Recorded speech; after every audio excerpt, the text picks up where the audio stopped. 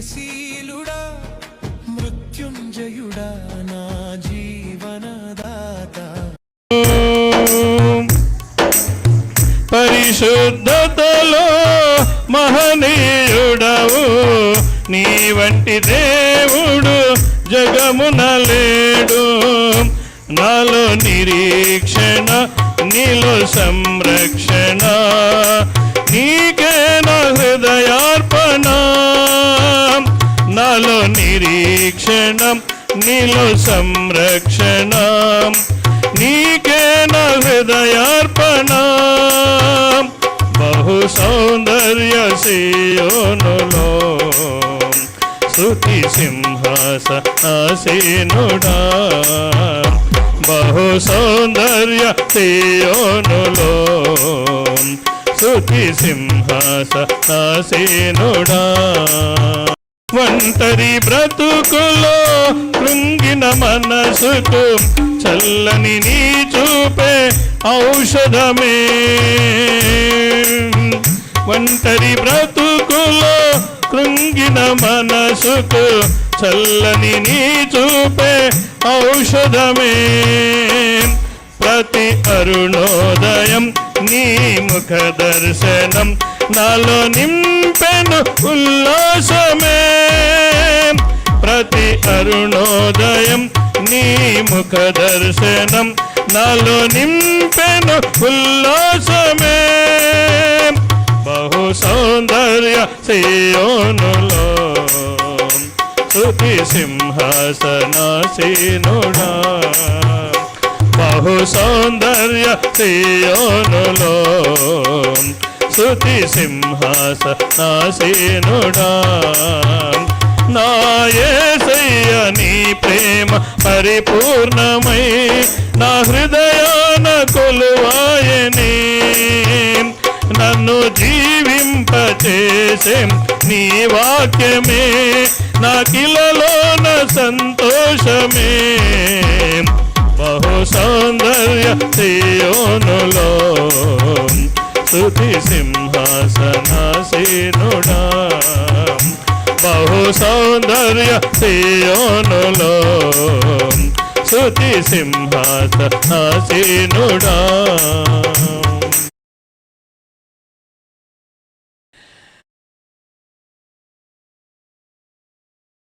నడిపింపచేసి దీవించమని మీకు ఈ సమస్త ఘనత మహిమ ప్రభావాలు చెల్లిస్తూ నీ కృపను కోరుకుంటూ నా ప్రభును రక్షకుడని యేసుక్రీస్తు నామములో ప్రార్థిస్తున్నాం మా ప్రియ పరలోకపు తండ్రి, ఆమేన్.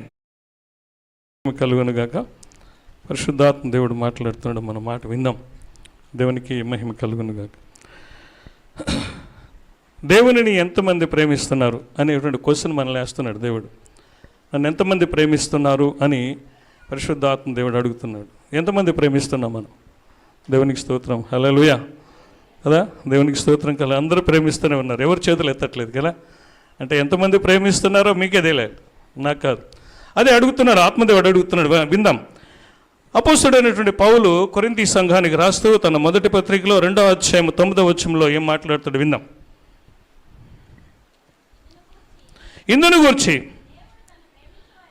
దేవుడు తన్ను ప్రేమించు వారి కొరకు ఏవి సిద్ధపరచునో అవి కంటికి కనపడలేదు, చెవికి వినపడలేదు, మనుష్య హృదయమునకు గోచరము కాలేదు అని వ్రాయబడి ఉన్నది. దేవునికి స్తోత్రం కలుగునుగాక, హల్లెలూయా. ఇక్కడ మాట్లాడుతున్నటువంటి మాటలో పరిశుద్ధాత్మ దేవుడు మాట్లాడుతున్న మాటను మనం వింటున్నాం. దీనికి మనము మన దగ్గర ఉన్న ఆన్సర్, ప్రేమిస్తున్నామా లేదా అనే దాని గురించి ఆత్మదేవుడు మనల్ని ఆయన సూటిగా ప్రశ్న వేస్తున్నాడు. ప్రేమించే వారి కొరకు దేవుడు ఏమి ఏర్పాటు చేస్తున్నాడు, దేవుడు ఏమి ఏర్పాటు చేస్తున్నాడు అనేది కూడా తెలియపరుస్తున్నాడు. ఇక్కడ దేవుడు తన్ను ప్రేమించు వారి కొరకు, అందుకని ఎంతమంది దేవుని ప్రేమిస్తున్నావా అని అడిగింది. అందుకే ఎంతమంది దేవుని ప్రేమిస్తున్నామని అంటే ఏం చేయాలి?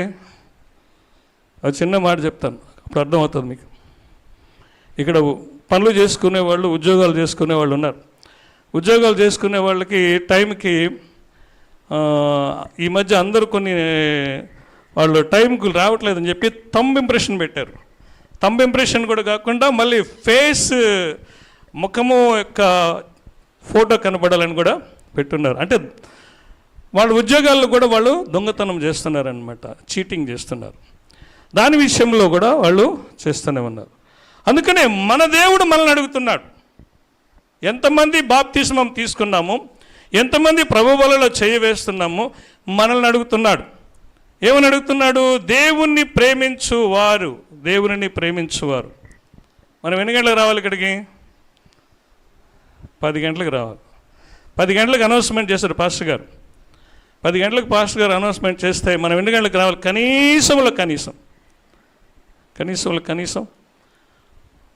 ఎన్ని గంటలకు రావాలి?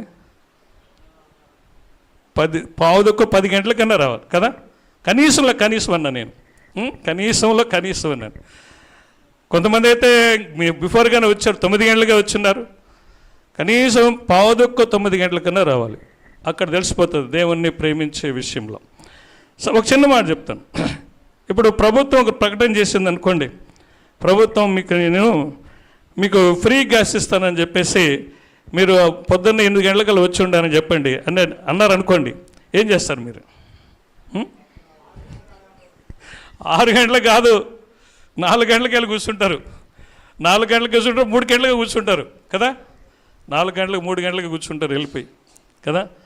అంతగా దాన్ని ప్రేమిస్తున్నారు. నిన్ను నన్ను సృష్టించిన సృష్టికర్త అయినటువంటి దేవుడు నీ కొరకు నా కొరకు ప్రాణం పెట్టి ఆయన సిలువలో మన కొరకు ప్రాణం త్యాగము చేసినటువంటి దేవుడు మన పాపములో నుంచి శాపములో నుంచి విమోచించి మనల్ని ఆయన నిత్యరాజ్యమైనటువంటి పరలోక రాజ్యానికి తీసుకొని వెళ్ళడానికి ఆయన చేసిన సిలువ యాగము త్యాగము అది విలువ కట్టలేనిది, అది ఏ మానవుని ఊహకి అందనేటువంటిది. అలాంటి యాగము చేసినటువంటి దేవుడు అంటున్నాడు, దేవునిని ఎంతమంది ప్రేమిస్తున్నారు. ప్రేమించినటువంటి వాళ్ళు ఎలా ఉండాలి, ఏ విధంగా ఉండాలి, ప్రేమించినటువంటి జీవితాలు ఏ విధంగా ఉండాలి అనేటువంటి గురించి అంత మాట్లాడుతున్నారు. ఈరోజు నేను ఒక్కోసారి ఆ జూమ్ కాల్లో వింటున్నాం, కొంతమంది ఏంటో మా మీద చేతబడి చేశారు. సార్, చేతబడి ఎవరు చేశారు? క్రైస్తవుడిని చేతబడి చేసిన వాడు ముట్టడంటే అది వాడి వల్ల కాదు. గుర్తుపెట్టుకోండి. నిజముగా మనము దేవుని ప్రేమించి దేవుడే మనతో ఉంటే వాడిని ముట్టడము చేతబడి శక్తులకి చేత కాదు. ఎందుకు చెప్పనా? వాడి చుట్టూ అగ్ని ఉంటుంది. అగ్ని లాంటి దేవుడే కాపుదల ఉంటాడు. ఒకసారి చూద్దాం. యోహాను సువార్త 14వ అధ్యాయం 23వ వచనం చదువుదాం. యోహాను సువార్త 14వ అధ్యాయం 21వ వచనము 23 చదువుదాం. ముందు 21 చదవండి. నా ఆజ్ఞలను అంగీకరించి గైకొను వాడే నన్ను ప్రేమించువాడు నా తండ్రి వలన ప్రేమించబడును, నేనును వానిని ప్రేమించి నేను వానికి కనపరుచుకొందును. దేవునికి స్తోత్రం కలుగును గాక. హల్లెలూయా. ఇక్కడ మాట్లాడుతున్నటువంటి మాట యేసయ్య చెప్తున్నాడు, మీరు నిజంగా నన్ను ప్రేమిస్తే నా ఆజ్ఞలను మీరు గైకొనండి. నా ఆజ్ఞలను గైకుంటే, నా ఆజ్ఞలు గైకుని దాని ప్రకారంగా నడిచినప్పుడు నా తండ్రి కూడా మిమ్మల్ని ప్రేమిస్తాడు. అప్పుడు నన్ను నేను వానికి కనుపరుచుకొందును అని అంటున్నాడు. దేవునికి స్తోత్రం కలుగును గాక. హల్లెలూయా. మనం ఎంతమంది దేవుని ప్రేమిస్తున్నాము, యేసయ్యని ప్రేమిస్తున్నాం, మన కొరకు ప్రాణం పెట్టినటువంటి యేసయ్యని ప్రేమిస్తున్నాం, మన కొరకు ప్రాణం పెట్టి మన పాపంలో నుంచి విమోచించినటువంటి యేసయ్యని మనం ఎంతగా ప్రేమిస్తున్నాం ఒకసారి ఆలోచించండి. నేను బాప్తిసం తీసుకున్నానులే, ప్రభు బల్ల చేయి వేసేస్తున్నానులే, నేను పరలోక రాజ్యంలోకి వెళ్ళిపోతున్నాను అనేది భ్రమ. ప్రభువు చెప్పినటువంటి మాటను మనము తూచ తప్పకుండా చేయగలగాలి. ఎప్పుడైతే చేస్తామో అప్పుడు దేవుని రాజ్యంలోనికి అర్హులం అవుతాం, దేవుని ప్రేమించిన వారం అవుతాం.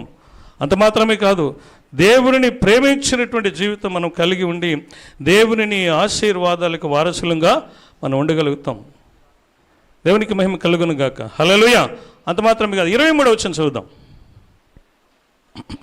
యేసు, ఒకడు నన్ను ప్రేమించిన ఎడల వాడు నా మాట గైకొనను, అప్పుడు నా తండ్రి వానిని ప్రేమించును, మేము వాని యొద్దకు వచ్చి వాని యొద్ద నివాసము చేసేదము. దేవునికి స్తోత్రం కలుగును గాక. హల్లెలూయా. చప్పట్లు కూడా దేవుని మహిమపరచుదాం. దేవునికి మహిమ కలుగును గాక. ఎందుకంటే తండ్రి అయినటువంటి దేవుడు ఈయనెవరు? ఆకాశమును భూమిని తన నోటి మహాకాశములను తన నోటి మాట చేత కలుగు చేసినవాడు. అదేవిధంగా ఆకాశమును భూమిని, భూమి మీద ఉన్న సమస్త కృత్యములను తన నోటి మాట చేత కలుగు చేసినటువంటి దేవుడు. అదేవిధంగా ఆకాశానికి భూమికి మధ్యలో సూర్యుని, చంద్రుని, నక్షత్రములను కలుగు చేసినటువంటి దేవుడు. సముద్రములో ఉన్న సకల జలచరములను, ఆకాశ పక్షులను కలుగు చేసి వాటిని ఆశీర్వదించాడు. ఏ విధంగా ఆశీర్వదించాడు? మీరు ఫలించి అభివృద్ధి పొంది నీటిలో దాగి ఉండేటువంటి మత్స్యములకును, మీరు ఫలించి భూమి మీద విస్తరించడం ఆకాశ పక్షుల్ని ఆశీర్వదించినటువంటి ఆ దేవాది దేవుడే అంత మాత్రమే కాదు, నీ కొరకు నా కొరకు ఈ లోకానికి శరీరధారిగా వచ్చి మన రోగములను భరించి, మన వ్యసనములను వహించి, మన యొక్క అతిక్రమ క్రియలను బట్టి ఆయనే శిక్ష వేసుకున్నటువంటి దేవుడు. ఎందుకో? మనం నశించిపోకూడదని. మనం ఈ లోకమైనటువంటి మాలిన్యాల పాపంలో నశించిపోకుండా నిత్య రాజ్యమైనటువంటి ఆయన ఏర్పాటు చేసుకున్న రాజ్యంలో మనం ఉండాలని ఆయన శరీరం అంతటిని కూడా నాగటి చాలాగా చేసుకున్నటువంటి దేవుడు. ఆయన పొందిన గాయముల ద్వారా మనకి స్వస్థత అనుగ్రహించినటువంటి ప్రభు. అంత మాత్రమే కాదు, మన సమాధానార్థమైనటువంటి శిక్ష అంతటిని కూడా ఆయన మీద వేసుకొని శిలువ మరణము పొందినంతగా మరణము పొంది తిరిగి మృత్యుంజయుడే పునరుద్ధరణే లేచినటువంటి ఆ దేవాది దేవుడే చెప్తున్నాడు. ఏమంటున్నాడు? మీరు నన్ను ప్రేమించినట్లయితే నా మాట వినండి, అప్పుడు నా తండ్రి మిమ్మల్ని ప్రేమించును, మేము వాని యొద్దకు వచ్చి వాని యొద్ద నివాసము చేసేదము. దేవునికి స్తోత్రం కలుగును గాక. హల్లెలూయా. ఈ దేవుడు మన ఇంట్లో మనతో నివాసం చేసినప్పుడు ఏది మనల్ని ఆవరిస్తుంది? ఇప్పుడు చెప్పండి. హల్లెలూయా. ఇప్పుడు చెప్పండి, ఏది ఆవరిస్తుంది మనల్ని? ఏది ఆవరించడం దేనివల్ల కూడా కానే కాదు. సృష్టికర్త అయినటువంటి దేవుడు అది కొరకు అంత మాత్రమే కాదు, నీ కొరకు ప్రాణం పెట్టి, నా కొరకు ప్రాణం పెట్టి పునరుద్ధరణ లేచినటువంటి ఆ దేవాది దేవుడే మన ఇంట్లో నివాసం ఉంటున్నప్పుడు ఎవరు ఏమి చేయగలుగుతారు మనల్ని? అలా చేయాలంటే మనమేం చేయాలి? నిత్యము తండ్రి అయినటువంటి దేవునిని, ప్రభు అయినటువంటి యేసు క్రీస్తు చేసినటువంటి కార్యములను మనము ధ్యానము చేయాలి. ధ్యానము చేసి, నిత్యము ధ్యానం చేసి మన కుటుంబంలో ఆయనని నివాసము ఆయన మన కుటుంబంలో నివాసము చేసేటట్టుగా మనం చేసుకోవాలి. చూద్దాం ఆ మాటను ఒకసారి. కీర్తనల గ్రంథం 55వ కీర్తన 17వ చరణం చదువుదాం. సాయంకాలమున, ఉదయమున, మధ్యాహ్నమున నేను ధ్యానించుచు మొరపెట్టుకుందును, ఆయన నా ప్రార్థన ఆలకించును. నా శత్రువులు అనేకులై ఉన్నారు, అయినను వారు నా మీదకి రాకుండానట్లు సమాధానము కలుగు చేసి ఆయన నా ప్రాణమును విమోచించి ఉన్నాడు. దేవునికి స్తోత్రం కలుగునుగాక. హల్లెలూయా. దేవునిని ప్రేమించే జీవితం మళ్ళా ఉంటే ఎప్పుడెప్పుడు ప్రార్థన చేయాలంట? సాయంకాలమున, ఉదయమున, మధ్యాహ్నమున ప్రార్థన చేసి ధ్యానము చేసి మొర్రపెట్టుకోవాలి. మనం మొర్రపెట్టుకుంటే మనల్ని దేవుడు మన చుట్టూ కాపుదల ఉంటాడు. మన ఇంటి చుట్టూ ఉంటాడు. అంత మాత్రమే కాదు, ఇంకొక మాట చెప్తున్నాను వినండి. పరిశుద్ధాత్మ దేవుడు తెలియజేస్తున్నాడు, మన హృదయం చుట్టూ కాపుదల ఉంటాడంట. ఈ మాట ఫిలిప్పీయులకు రాసిన పత్రిక 4వ వచనం చదువుదాం. ఫిలిప్పీయులకు రాసిన పత్రిక 4వ వచనం చదువుదాం. ఎల్లప్పుడూ ప్రభువునందు ఆనందించుడి, మరలా చెప్పుదును ఆనందించుడి. మీ సహనమును సకల జనులకు తెలియబడనీయుడి. ప్రభు సమీపముగా ఉన్నాడు, దేనిని గురించి చింతపడుకుడి, కానీ ప్రతి విషయములోనూ ప్రార్థన విజ్ఞాపనముల చేత కృతజ్ఞతాపూర్వకముగా మీ విన్నపములు దేవునికి తెలియచేయడి.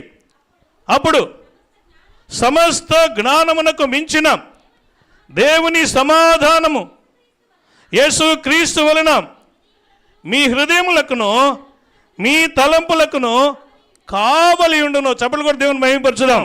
దేవునికి స్తోత్రం కలుగును గాక. హల్లెలూయా. ఎప్పుడు ఆనందించాలి మనము? ఎల్లప్పుడూ. నాట్ ఓన్లీ మందిరంలోకి వచ్చినప్పుడు కాదు, ఇంట్లో కూడా ప్రభువులో మనం ఆనందించగలగాలి. బయటికి వెళ్ళేటప్పుడు కూడా దేవుడు మనలో ఆనందిస్తూ పాట పాడుకుంటూ దేవుని స్తుతించుకుంటూ వెళ్ళాలి. ఇంట్లోకి బయటకు పోయి ఇంట్లోకి వచ్చేటప్పుడు కూడా దేవుని స్తుతించగలగాలి. మనం పడుకునేటప్పుడు మన పిల్లలతో కూడా కలిసి ఆనందించేటప్పుడు దేవుని గురించినటువంటి కొన్ని మాటలు చెప్పి దేవుని గురించి మనం ఆనందిస్తే మన కుటుంబంలో దేవుడు ఉంటాడండి. దేవునికి స్తోత్రం కలుగును గాక. హల్లెలూయా. ఏ దుష్టుడు నీ కుటుంబాన్ని ముట్టుకోవడానికి దేవుడు అవకాశం ఇవ్వడు. నీ కుటుంబం చుట్టూ దేవుడు కంచె వేసి ఆయనే కాపుదలుగా ఉంటాడు. దేవునికి స్తోత్రం కలుగును గాక. హల్లెలూయా. కొంతమంది కుక్కలను కాపలా పెట్టుకుంటారు, అవునా? కొంతమంది కుక్కలను కాపలా పెట్టుకుంటున్నారు.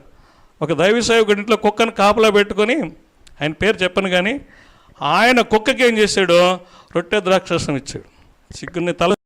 అది పవిత్రమైనటువంటి ఆ రొట్టె ద్రాక్షరసం అనేది దాని గురించినటువంటి నిర్వచనం చాలా ఉంది. దాని యొక్క తర్వాత చెప్తాను నేను, దేవుని చిత్తం మీద తర్వాత ఎప్పుడని చెప్తాను. రొట్టె ద్రాక్షరసం అనేటువంటి ప్రభువు యొక్క శరీరం. అదేవిధంగా ఆయన రక్తము, ద్రాక్షరసం అనేది ఆయన రక్తము. ఏమంటాడు ఒకసారి చూద్దాం ఆ మాటని. యోహాను సువార్త 6వ అధ్యాయం, యోహాను సువార్తలో 6వ అధ్యాయంలో ఒక మాట అంటాడు. ఎవరైతే ఈ రొట్టె ద్రాక్షరసాన్ని తింటారో, ఏమంటాడు అక్కడ? నా యందు వాడును వాని యందు నేనును నివాసము చేస్తున్నామని చెప్తాడు. ఆ మాటని చూద్దాం. 41వ వచనం కంటే చదువుదాం. 6వ అధ్యాయం 41వ వచనం చెప్పండి, చదువు. పరలోకము నుండి దిగివచ్చిన ఆహారమును అని ఆయన చెప్పినందున యూదులు ఆయనను సణుగుకొనొచ్చు, ఈయన యోసేపు కుమారుడైన యేసు కాడా? తల్లిదండ్రులను మనం ఎరుగుదాము కదా. నేను పరలోకం నుండి దిగి వచ్చినానని ఈయన ఎలాగూ చెప్పుచున్నాడని. అందుకు యేసు, మీలో మీరు సణుగు కొనుకొడి, నన్ను పంపిన తండ్రి వానిని ఆకర్షించితేనే కానీ ఎవడును నా యొద్దకు రాడు. అంత్యదినమున నేను వారిని లేపుదును, వారందరూ బోధింపబడుదురు అని ప్రవక్తల లేఖనములో వ్రాయబడి ఉన్నది కనుక తండ్రి వలన విని నేర్చుకొనిన ప్రతివాడు నా యొద్దకు వచ్చును. దేవుని యొద్ద నుండి వచ్చిన వాడు తప్ప మరి ఎవడునో తండ్రిని చూచి ఉండలేదు. ఈయనే తండ్రిని చూచి ఉన్నాడు. విశ్వసించువాడే నిత్యజీవం గలవాడు. జీవాహారమును నేనే. మీ పితరులు అరణ్యంలో మన్నాను తినను చనిపోయి, దీనిని తినువాడు చావకుడున్నట్లు పరలోకము నుండి దిగివచ్చిన ఆహారం ఇదే. పరలోకము నుండి దిగివచ్చిన జీవాహారమును నేనే. ఎవడైనను ఈ ఆహారం భుజించితే వాడెల్లప్పుడూ జీవించును. మరియు నేనిచ్చు ఆహారము లోకమునకు జీవము కొరకైన నా శరీరమే అని మీతో నిశ్చయముగా చెప్పుచున్నాను. చదువు 54 వచ్చిన చదువు. నా శరీరము తిని నా రక్తము తాగువాడే నిత్యజీవము గలవాడు. అంత్యదినమున నేను వానిని లేపుదును. నా శరీరము తిని నా రక్తము తాగువాడే నిత్యజీవము గలవాడు. అంత్యదినమున నేను వానిని లేపుదును. నా శరీరము నిజమైన ఆహారమును, నా రక్తము నిజమైన పానమునై ఉన్నది. నా శరీరము తిని నా రక్తము త్రాగువాడు నా యందును, నేను వాని యందును నిలిచి ఉందుము. చాలమ్మా, దేవునికి స్తోత్రం కలుగును గాక. హల్లెలూయా. ఇక్కడ ప్రభువు ఎవరికిచ్చాడు ఈ జీవాహారం అయినటువంటి ఈ రొట్టె ద్రాక్షరసము? మనుషులకి, కుక్కలకు కాదండి, కుక్కలు కాదు. కొంతమంది సేవకులు, నేను ఆయన పేరు చెప్పను కానీ ఆయన చెప్తుంటే ఆయన చూపించాడు ఒకసారి డైరెక్ట్గా చూపించాడు. నేను అనుకున్నా, తల వంచుకొని సిగ్గుపోయి తల వంచుకున్నాను నేను. రొట్టెల్లో ద్రాక్షరసం కుక్కలకి ఇవ్వకూడదండి. కుక్కలు దేవుని రాజ్యానికి వెళ్ళవు, తెలుసా? ఈ ప్రకటన గ్రంథంలో ఉంటుంది ఈ మాట, కుక్కలు దేవుని రాజ్యానికి, మాంత్రికులు కానీ కుక్కలు కానీ వీళ్ళందరూ పరలోక రాజ్యానికి వెళ్ళరు. చూస్తారా మాటను ఒకసారి చూపిస్తాను. ప్రకటన గ్రంథం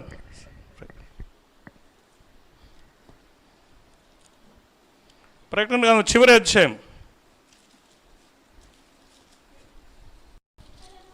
కుక్కలను, మాంత్రికులను, వ్యభిచారులను, నరహంతకులను, విగ్రహారాధికులను, అబద్ధమును ప్రేమించి జరిగించు ప్రతివాడును వెలుపట నుందురు. ఇప్పుడు చెప్పండి, ఆ సేవకుడు మంచి సువార్థికుడే, మంచి సేవకుడే. తర్వాత వాళ్ళ ఇంట్లో ఆ కుక్కకి రొట్టె ద్రాక్ష నాకు తల ఉంచుకోవాల్సి వచ్చింది. అలాంటిది ఎందుకంటే మనతో కూడా ఎల్లప్పుడూ దేవుడు మన చుట్టూ కాపుదల ఉంటుంటే, మన హృదయం చుట్టూ ఆయన కాపుదల ఉన్నాడు, మన ఇంట్లో ఆయన కాపుదలగా ఉన్నాడు. మనకి కాపుదల, మనకి కుక్కలు ఎందుకు కాపులా అవసరం అంటారా? అవసరం లేదు. దేవుడే మనకు కాపుదల ఉంటాడు, దేవుడే మనల్ని కాస్తూ ఉన్నాడు ఉన్నాము కనుక మన జీవితంలో ఆ దేవుడే మనల్ని కాపాడుతూ ఉంటాడు. అందుకనే దేవునిని ప్రేమించువారు, దేవునిని చూసినట్లయితే ఇంక మాట అక్కడ అంటాడు, దానియేలును చూసినట్లయితే, దానియేలు, షడ్రక్, మేషక్, అబేద్నెగో వారి ముగ్గురు చూసినట్లయితే, వారు నలుగురు చూసినట్లయితే వారు కూడా అనుదినము ముమ్మారు మోకాళ్ళుని ప్రార్థన చేసి దేవునిని స్తుతి ఆరాధన చేసేవాళ్ళు వాళ్ళ రూమ్లలో. మన జీవితంలో, మన కుటుంబాల్లో కూడా దేవునిని స్తుతించే జీవితం ఉండాలి, ఆరాధించే జీవితం ఉండాలి. ఎప్పుడైతే అనుదినము ముమ్మారు మోకాళ్ళుని దేవుని స్తుతిస్తూ ఆరాధిస్తూ గణపరుస్తామో, ఆయన మహింపరుస్తామో, మన కుటుంబంలో ఆయనే నివాసం ఉంటాడు. దేవునికి స్తోత్రం కలుగును గాక. హల్లెలూయా. మనము ఆయనని స్తుతించినప్పుడు, ఆరాధించినప్పుడు, గణపరిచినప్పుడు ఆయనే మనతో నివాసం ఉంటాడు. దేవునిని ప్రేమించే వారికి అక్కడ అంటాడు, ఏవి సిద్ధపరిచెనో అంటాడు. ఏవి సిద్ధపరిచెనో అవి కంటికి కనపడలేదు, చెవికి వినపడలేదు, మనిషి హృదయమునకు గోచరం కాలేదని అంటాడు. మన జీవితాల్లో దేవుడు మనల్ని ప్రేమించినప్పుడు దేవుడు మనకి ఏమి సిద్ధపరిచాడో గురించి ఒక మాట ధ్యానం చేద్దాం. ఒక హైదరాబాద్లో జరిగినటువంటి సంఘటన నేను మీకు తెలియచేస్తున్నాను. దేవుడు సిద్ధపరిచినటువంటి జీవితం. ఒకసారి ఒక నుంచి రక్షింపబడినటువంటి ఒక సేవకుడు ఒక పల్లెటూరులో సేవ చేస్తూ ఉన్నాడు. సేవ చేస్తున్నప్పుడు ఆయనని చంపేయాలని చెప్పేసి ఏం చేశాడంటే ఒక మాంత్రికుడు ఏం చేశాడంటే ఆయనని మీదకి చేతబడి శక్తులను పంపించాలని వాడు ప్లాన్ చేస్తున్నాడు. ఈయన ప్రార్థన చేస్తున్న సమయంలో అప్పుడు పరిశుద్ధాత్మ దేవుడు తెలియజేస్తున్నాడు, పలానోడు పలాని ఇది చేయబోతున్నాడు ఈ రాత్రి, అంటే నువ్వు రాత్రంతా దేవుని రాత్రంతా నువ్వు ప్రార్థన చేయన్నాడు, ఆరాధన చేయమన్నాడు. దేవుడు చెప్పాడు. పరిశుద్ధాత్ముడు చెప్పిన తర్వాత ఆయన రాత్రంతా కూడా ఒంటరిగా కూర్చొని దేవుని స్తుతించుకుంటూ ఆరాధించుకుంటూ తెల్లవారిన దాకా దేవుని స్తుతిస్తూ ఆరాధిస్తూ గడిపిన తర్వాత వాడేం చేస్తున్నాడు, ఆ క్షుద్ర శక్తులను పంపిస్తూ ఉన్నాడు. ఆయన ఏమైపోయింది, ఆయన ఉన్నటువంటి ఆ చిన్నపాటి మందిరం చుట్టూ కూడా దేవుని అగ్ని కంచిగా వేసి ఆయన ఉన్నాడు. ఇవి లోపలికి రావడానికి ఛాన్స్ దొరకట్లే. ఎలా ఉంది, ఆయన అగ్ని మండుతూ ఉంది. ఆయన అగ్ని చుట్టుపక్కల మండుతుంటే వాడు పంపిస్తున్నాడు, వెళ్ళిపోతుంటే అప్పుడు ఏమంటున్నాడంటే, ఏమైంది ఎందుకు పోవట్లేదు అంటుంటే, ఆ చుట్టూ అగ్ని ఉంది, మేము పోలేక మా వల్ల కాదన్నాడు. తర్వాత తెల్లవారిన దాకా వాడు పోరాడాడు. ఈయన తెల్లవారిన దాకా దేవుని స్తుతిస్తూ ఆరాధిస్తూ గణపరిచాడు. తెల్లవారిన దాకా ఆరాధిస్తూ గణపరిచిన తర్వాత చివరికి ఏమైపోయిందంటే వాడు పంపించిన శక్తులు వెళ్ళి వాడిని చంపేశాయి. దేవునికి స్తోత్రం కలుగును గాక. హల్లెలూయా. మనం ప్రేమించే దేవుడు, మనం ఆరాధించే దేవుడు, మనం మహింపరిచే దేవుడు, మనం గణపరిచే దేవుడు ఆయన చేయడానికి సిద్ధంగా ఉంటాడు. మనకి అనేకమైనటువంటి కార్యాలు చేయడానికి సిద్ధంగా ఉంటాడు. కానీ మనమే దేవునిని ఒక్కోసారి స్తుతించం, ఆరాధించం, గణపరచం. దేవునిని మనం ఎల్లప్పుడూ కూడా అనుదినము ముమ్మారు దేవుని స్తుతించి ఆరాధించి గణపరిచినటువంటి అనేక మంది కూడా దేవుడే కాపుదలగా ఉన్నాడు వాళ్ళకి. కానీ మనం ఆరాధిస్తున్నామా? మనం ప్రేమిస్తున్నాం దేవుడు అంటున్నాం, కానీ ప్రేమించి ఏం చేస్తున్నాం? ప్రేమించి ఏం చేస్తున్నాం? మనము దేవుణ్ణి స్తుతిస్తున్నామా? స్తుతించట్లేదు, ఆరాధించట్లేదు, గణపరచడం లేదు. మనం ఇంకొక సంఘటన కూడా జరిగింది. అదే హైదరాబాద్లో ఇంకో సంఘటన కూడా జరిగింది. హైదరాబాద్లో కాదు, ఒక విలేజ్లో జరిగింది. ఒక దైవ సేవకుడు ఉన్నాడు, పల్లెటూరులోని సేవ చేస్తున్నాడు. ఆయన ఏం చేస్తున్నాడంటే ఆ గ్రామం అంతా కూడా ఆయన ఒక్కడే సువార్త ప్రకటించేవాడు. ఆ గ్రామం అంతా సువార్త ప్రకటించేవాడు. ప్రకటిస్తున్నటువంటి ఆ సమయంలో ఆ గ్రామస్తుల్లో కొంతమంది ఏం చేశారంటే, ఇక్కడి నుంచి లేపేసేయాలి, వీడిని ఎల్లగొట్టేలా లేకపోతే చంపేయాలని చెప్పేసి కొంతమంది ఒక 10 మంది ఏం చేశారంటే మంచి కర్రలు పట్టుకొని ఆయన చంపాలని చెప్పేసి ఈ క్రైస్తత్వం లేకుండా చేయాలని ఆ ఊర్లో వాళ్ళు ఒక 10 మంది యవనస్తులు ప్లాన్ చేశారు. ఒకరోజు ప్లాన్ చేసిన తర్వాత ఈయన ఒంటరిగా వెళ్తున్నప్పుడు వాళ్ళు ఏం చేశారు, ఈయనను చంపాలని చెప్పేసి 10 మంది కర్రలు తీసుకొని ఆయన వెనకనే వెళ్తున్నారు. ఆయన వెనకలే వెళ్తుంటే దూతలు ఏం చేశారు, ఖడ్గాలు పట్టుకున్నారు. దూతలు తెల్లని బట్టలు వేసుకొని ఆయన చుట్టూ ఉండి కత్తులు పట్టుకొని ఉన్నారు. కత్తులు పట్టుకొని ఆయన వెనకనే ఉన్నారు. ఈయన వెనకనే ఉండుంటే ఈయన వెనకనే ఏం చేస్తున్నారు, వాళ్ళందరినీ వీళ్ళు కట్టులు పట్టుకొని వస్తే ఈ ఖడ్గాలు పట్టుకొని వీళ్ళని చూసి వీళ్ళు పారిపోయారు. దేవునికి స్తోత్రం కలుగును గాక. హల్లెలూయా. వాళ్ళ తర్వాత మరుసటి దినమున వాళ్ళు సాక్ష్యం చెప్తున్నారు, అయ్యా మేము 10 మంది కర్రలు పట్టుకొని వచ్చాం, ఎవరిని నిన్ను చంపాలని, నిన్ను కొట్టాలని వచ్చాం. నీ వెనక తెల్లని దుస్తులు వేసుకొని ఖడ్గాలు పట్టుకొని ఉన్నారయ్యా, ఖడ్గాలు పట్టుకొని ఉన్నారు 4 దూతలు. వాళ్ళని మీ కళ్ళారా చూస్తాను. దేవునికి స్తోత్రం కలుగును గాక. హల్లెలూయా. దేవునిని ప్రేమించి దేవుని పని చేస్తున్నటువంటి వారి చుట్టూ కూడా దేవుడు కాపుదల ఉంచుతాడు. దేవుని కాపుదల ఉంటుంది. చూద్దాం ఆ మాటను ఒకసారి. రాజుల 2వ గ్రంథం 6వ అధ్యాయం 17వ వచనం చదువుదాం. రాజుల 2వ గ్రంథం 6వ అధ్యాయం 15వ వచనం చదువుదాం. 15వ వచనం కానీ చదువుదాం. దైవజనుడైన అతని పనివాడు పెందుల కడనే లేచి గుర్రములను రథములను గల సైన్యము పట్టణమును చుట్టుకొని ఉండుట చూచి కనబడను. అచ్చట అతని పనివాడు, అయ్యో నా ఏలిన వాడా, మనం ఏమి చేయుదుము? ఆ దైవజనుడు తనగా, అతడు భయపడవద్దు, మన పక్షమున ఉన్నవారు వారికంటే అధికులై ఉన్నారని చెప్పి, యెహోవా వీడు చూచినట్లు దయచేసి వీని కళ్ళను తెరవమని ఎలీషా ప్రార్థన చేయగా, యెహోవా ఆ పనివాని కళ్ళను తెరవజేసెను. కనుక వాడు ఎలీషా చుట్టూను పర్వతములు, అగ్ని, గుర్రముల చేతను రథముల చేతను నిండి ఉండుట చూచెను. దేవునికి స్తోత్రం కలుగును గాక. హల్లెలూయా. దేవుడు ఏం చేశాడు? ఎలీషా చుట్టూ రథములు ఉన్నాయి, అగ్ని ఉన్నాయి, పర్వతాలు ఉన్నాయి, అన్ని చుట్టూ ఆయన ఆవరించి ఉన్నాడు.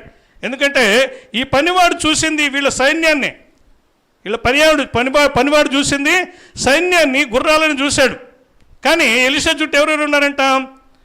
అగ్ని ఉన్నది, అగ్ని చేత, రథముల చేతను, గుర్రముల చేతను, పర్వతములు కూడా ఆయన చుట్టూ కూడా ఆవరించున్నాయి. రే పిచ్చోడా, నువ్వు భయపడబాకు, మన చుట్టూ వీళ్ళకంటే అధికులైన వాళ్ళు మన దగ్గర ఉన్నారు, మన చుట్టూ ఉన్నారు, ఎందుకు భయపడిపోతావు అని ఆ పనివాడిని ధైర్యపరుస్తూ ప్రార్థన చేసినప్పుడు దేవుడు పనివాని కళ్ళను తెరువు చేసినప్పుడు ఎవరున్నారంట? అగ్ని చేతను, రథముల చేతను, గుర్రముల చేతను నిండి ఉండట చూశాడంట. దేవునికి స్తోత్రం కలుగును గాక. హల్లెలూయా. మనము కూడా దేవునిని ప్రేమించి అనుదినము ఆయన ముమ్మారు దేవుని స్తుతిస్తూ ఆరాధిస్తూ గణపరిచినట్లయితే దేవుడు మన చుట్టూ కూడా కాపుదల ఉంచుతాడు.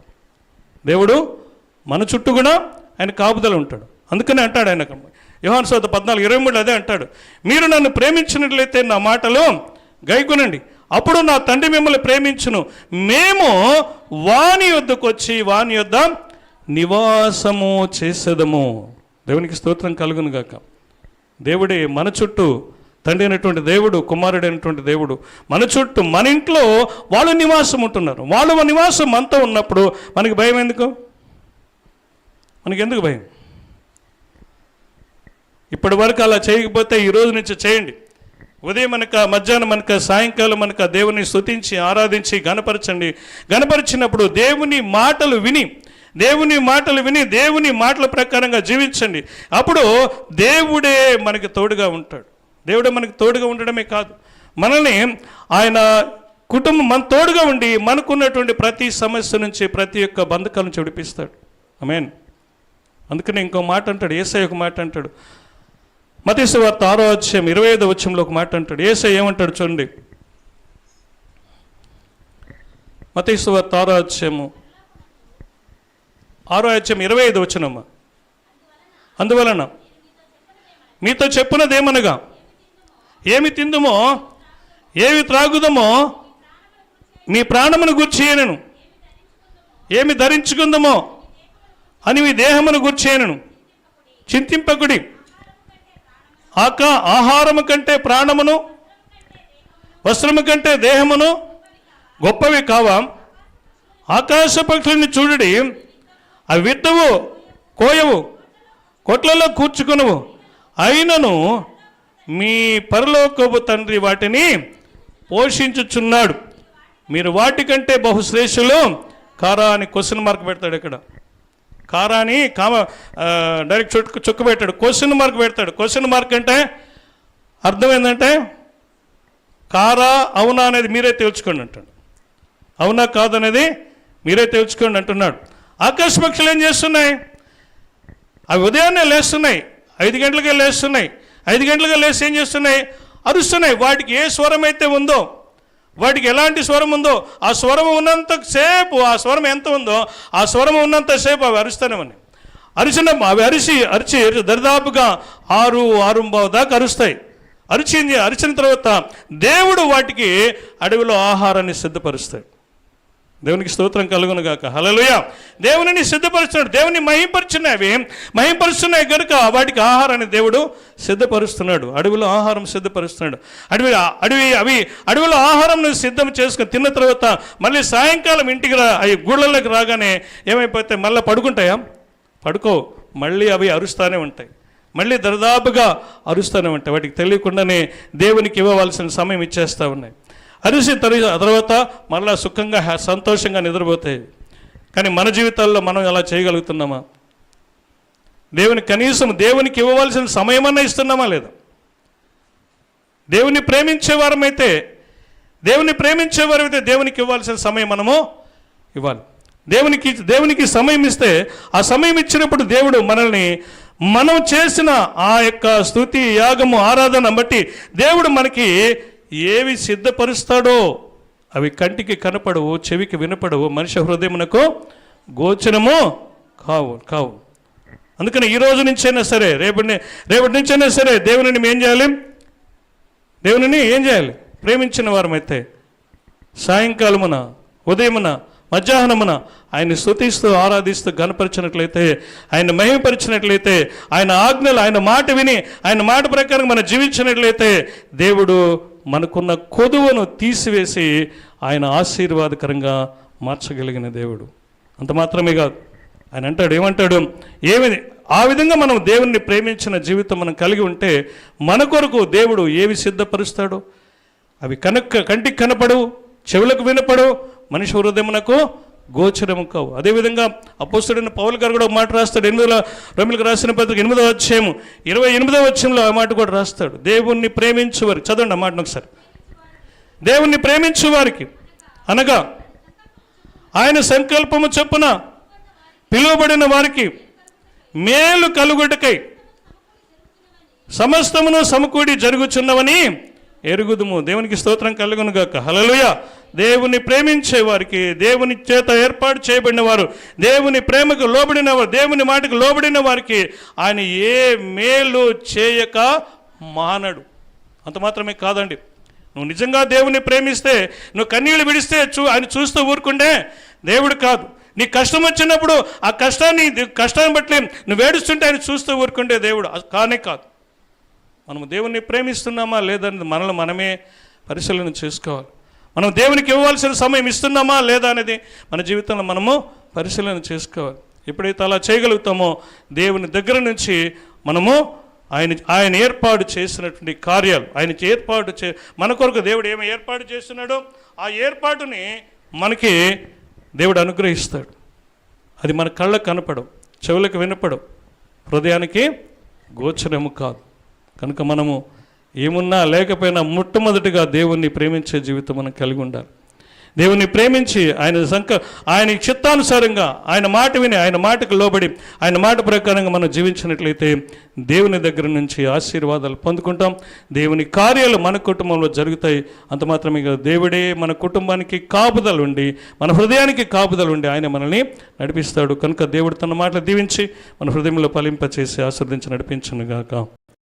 తండ్రి, అయ్యా నేను ప్రేమించాలని చెప్తున్నావు తండ్రి. ప్రభువా, అయ్యా నేను ప్రేమిస్తే ఆశీర్వాదాలు దొరుకుతాయని, అయ్యా నేను ప్రేమిస్తే అయ్యా సుఖ సంతోషంగా ఉంటారని నువ్వు తెలియజేసిన విధానం బట్టి నీకు స్తోత్రాలు చెల్లించుకుంటున్నాం తండ్రి. ప్రభువా, అయ్యా నీ బిడ్డలనైనా మొదటి స్థానము నేను ప్రేమించే విధంగా నీ సహాయం దయచేయమని ప్రార్థన చేస్తున్నాం తండ్రి. అయ్యా అప్పుదాకా మాట్లాడిన వాక్యాన్ని మీరు ఫలింపు దయచేయండి ప్రభువా. దేవానైనా ఆ వాక్యానుసారంగా జీవించే కృపని భాగ్యాన్ని దయచేయమని అయ్యా ముందున్న సమయం నీ చేతికి అప్పగించుకుంటూ మా ప్రభు అయిన యేసుక్రీస్తు నామములో ప్రార్థన చేసుకున్నాం తండ్రి. Amen. Praise the Lord. Hallelujah. అందరం ఒకసారి లేచి నిలబడుకున్నాం. మన తండ్రి అయిన దేవుని ఘనపరదాం.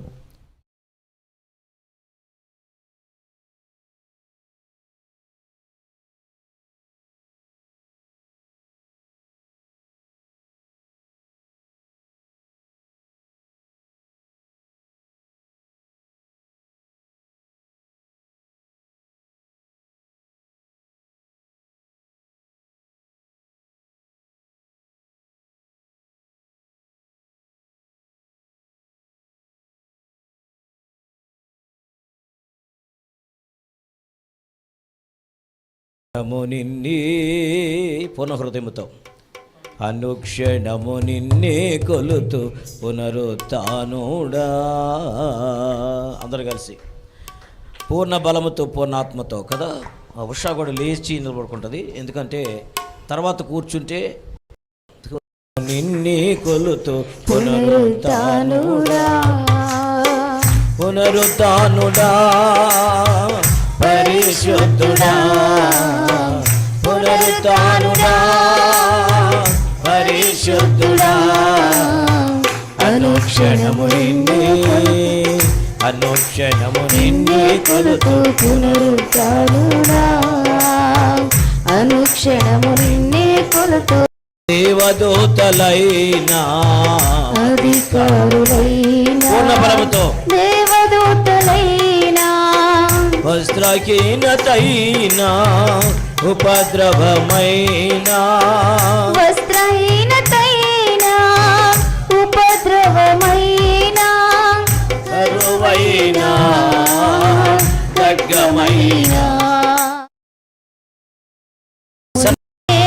అనుక్షణము నిన్నే కొలుతూ పునరుత్థానుడా అనుక్షణము నిన్నే కొలుతూ పునరుత్థానుడా రోగినైన నాకై త్యాగమైనావే సందీప రోగినైన నాకై త్యాగమైనావే ద్రోహినైన నాకై దాహముగొన్నావే దోషినైన నాకై దాహముగొన్నావే ఊహ కందదయ్యాని ధర్మమో ఊహ కందదయ్యా నీ ధర్మము అనుక్షణము నిన్నే కొలుతూ పునరుత్థానుడా అనుక్షణము నిన్నే కొలుతూ పునరుత్థానుడా శ్రమలైనా హింసలైనా అవునయ్యా సూత్రం హింసలైనా రాబోవున్నవైనా ఉన్నవైనా రాబోవున్నవైనా మరణమైన జీవమైన మరణమైన జీవమైన అనుక్షణము నిన్నే అనుక్షణము నిన్నే కొలుతూ పునరుత్థానుడా అనుక్షణము నిన్నే కొలుతూ పునరుత్థానుడా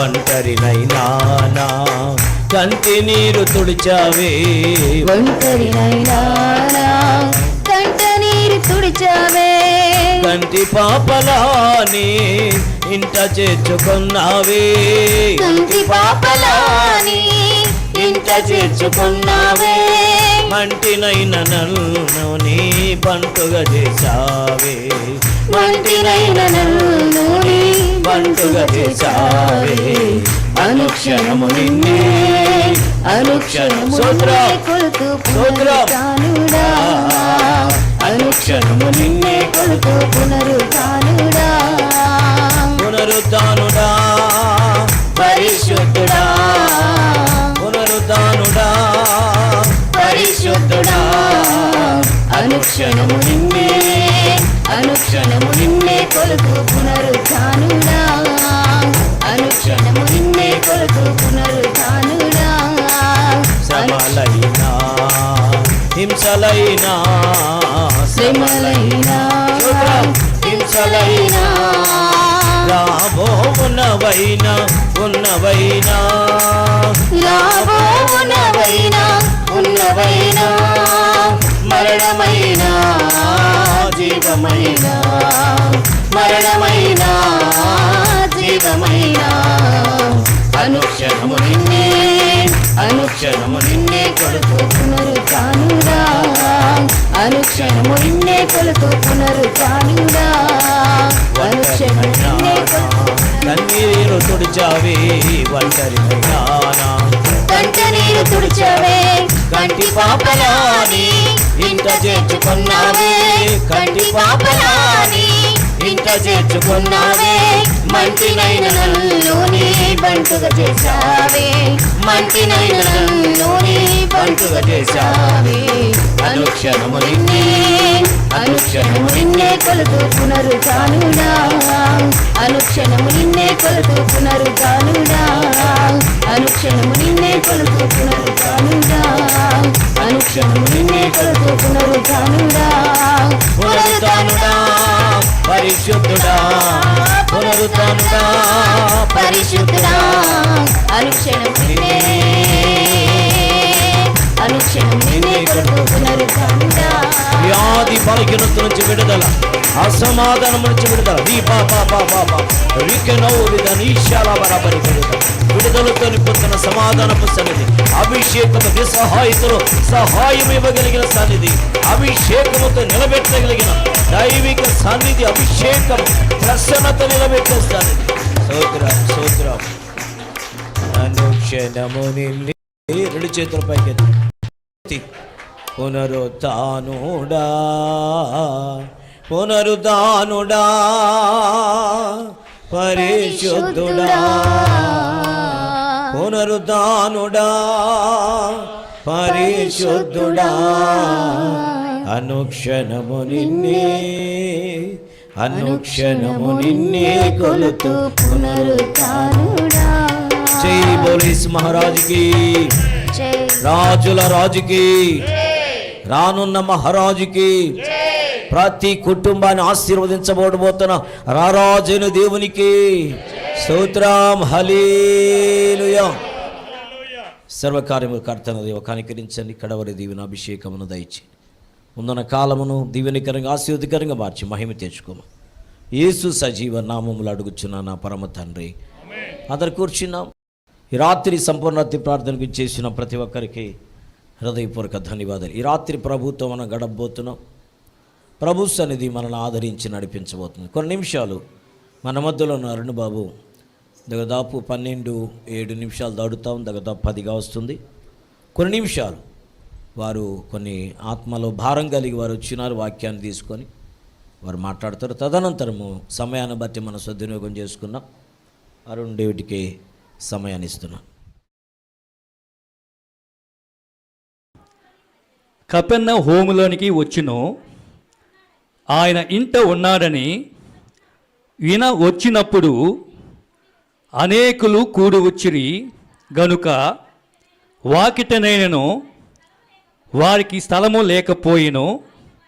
ఆయన వారికి వాక్యము బోధించుచుండగా కొందరు పక్షవాయు గల ఒక మనిషిని నలుగురు చేత మోయించుకొని ఆయన యొద్దకు తీసుకుని వచ్చిరి. చాలామంది కూడి ఉన్నందున వారు ఆయన వద్దకు చేరలేక ఆయన ఉన్న చోటికి పైగా ఇంటి కప్పు ఇప్పి సందు చేసి పక్షివాయు గలవారిని పరువుతోనే దింపిరి. యేసు వారు విశ్వాసము చూచి, కుమారుడా, నీ పాపములు క్షమింపబడి ఉన్నవి, పక్షవాయు గలవారితో చెప్పిన. చాలు, చిన్న ప్రార్థన చేసుకున్నాం. మహాపరుషుడ గొప్ప దేవ, చదువున లేఖన భాగం నాతో వచ్చిన వాళ్ళతో అర్థమయ్యే రీతిలో మీరు మాట్లాడి నీ నామం మహింపరచుకోమని యేసు నామములో వేడుకున్నాం తండ్రి, ఆమేన్.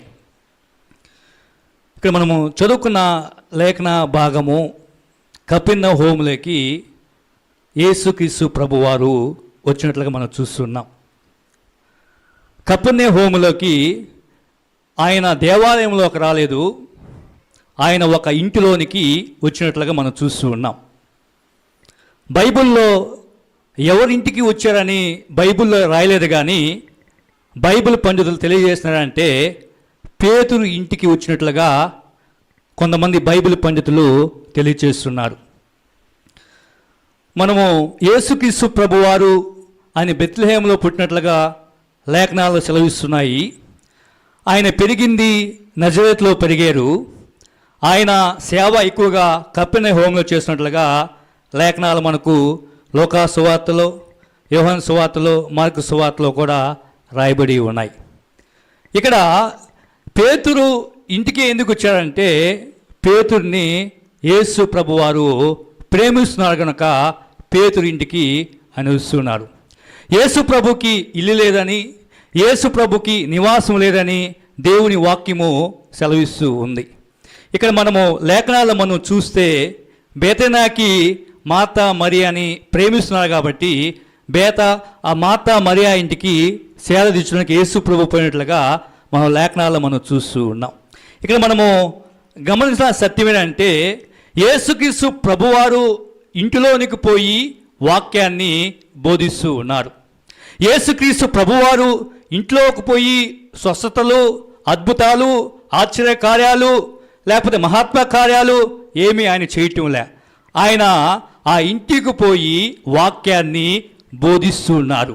ఎవరైతే వాక్యాన్ని వింటారో, ఆ వాక్యానుసారంగా జీవిస్తారో వాళ్ళ జీవితాలు బాగుపడతాయి. దేవుని నామానికి మహిమ కలుగును గాక. హల్లెలూయా. ఇక్కడ వాక్యం సెలవిస్తూ ఉంది, దేవుని వాక్యము చదివితే, దేవుని వాక్యం వింటే, విశ్వాసం కలిగితే వాళ్ళ జీవితాల్లో అద్భుతాలు జరుగుతాయని, వాళ్ళ జీవితాల్లో స్వస్థత జరుగుతాయని, వాళ్ళ జీవితాల్లో మంచి కార్యాలు జరుగుతాయని పరిశుద్ధ గ్రంథము తెలియజేస్తూ ఉంది. ఇక్కడ యేసుక్రీస్తు ప్రభువారు వాక్యాన్ని బోధిస్తున్నప్పుడు ఆ ఇంటంతా జనము సమూహముతో నిండిపోయింది. ఆ ఇంటి బయట జన సమూహముతో నిండి ఉంది. ఆ యొక్క ఇల్లంతా కిటకిటలాడిపోతూ ఉంది. ప్రభువే నేను మనం చేసేదంటే ఈ యొక్క యేసు మరియు సహవాస క్రీస్తు సంఘము లోపల నిండిపోయేది, పైన నిండిపోయేది, బయట నిండిపోయేది, అక్కడ రచ్చకాడ దాకా నిండిపోయేది. ఆ విధంగా ఎందుకంటే ఈ యొక్క మందిరములో, ఈ యొక్క సన్నిధిలో జీవము గల వాక్యము ఉన్నట్టుగా ప్రకటిస్తున్నారు కాబట్టి దేవుని సన్నిధి ఇక్కడ ఉంది. హల్లెలూయా. ఎక్కడైతే ఏ సంఘములో అయితే దేవుని వాక్యం ఉంటుందో అక్కడ పరిశుద్ధాత్మ దేవుడు కార్యాలు చేస్తాడు. ఎక్కడైతే దేవుని వాక్యము ఉన్నట్టుగా ప్రకటిస్తారో అక్కడ దేవుని కార్యాలు జరుగుతాయి, అక్కడ దేవుని అద్భుతాలు జరుగుతాయి. ఒకవేళ వాక్యం ఉన్నదిగా ఉండక లేకపోతే అక్కడ దేవుని కార్యాలు జరుగుతాయి కానీ అవి శాశ్వతంగా ఉండవు. ఒకవేళ వాక్యం ఉన్నదిగా ప్రకటించకపోతే పరిశుద్ధాత్మ దేవుడు ఆ సంఘములో ఉండరని దేవుని వాక్యం మనకు సెలవిస్తూ ఉంది. అక్కడ యేసుక్రీస్తు ప్రభువారు వాక్యాన్ని ప్రకటిస్తూ ఉంటే, వాక్యాన్ని బోధిస్తూ ఉంటే ఒక వ్యక్తికి ఆ పడిపోయి ఉంటే ఈ పక్షవాయు గల వారిని యేసు దగ్గరగా తీసుకోపోతే ఇది జీవితం బాగుపడుతుంది, ఈ భార్య జీవితం బాగుపడుతుంది, ఈ బిడ్డల జీవితాలు బాగుపడతాయని ఒక వ్యక్తికి ఒక మంచి ఆలోచన వచ్చింది. ఆ ఒక్క వ్యక్తికి మంచి ఆలోచన వచ్చిన కానీ ఆ ఒక్క పక్షవాయు గల వారిని ఒక వ్యక్తి అనేక మందిని బతిమాలుకుంటున్నాడు, అనేక మందిని గోజాడుకుంటున్నాడు. కపెర్నహూముకి యేసుక్రీస్తు ప్రభువారు వచ్చారు, యేసుక్రీస్తు ప్రభువారికి ఈ వ్యక్తిని తీసుకోపోతే చాలు ఆ వ్యక్తి బాగుపడిపోతాడు, ఆ కుటుంబం బాగుపడిపోతుంది. ఆ వ్యక్తి బాగుపడితే తన భార్య బాగుపడుతుంది, తన భార్య బాగుపడితే తన బిడ్డలు బాగుపడతారు. ఏదో ఒక విధంగా ఈ వ్యక్తిని యేసుక్రీస్తు ప్రభు కాడికి తీసుకోపోవాలని ఆ ఒక్క వ్యక్తికి ఒక మంచి ఆలోచన వచ్చింది. మన ప్రార్థన నిబంధన కాలంలో చూస్తే యేసుక్రీస్తు ప్రభువారు మనకు కనిపించరు కానీ దేవుని బిడ్డలారా వాక్యం సెలవిస్తూ ఉంది.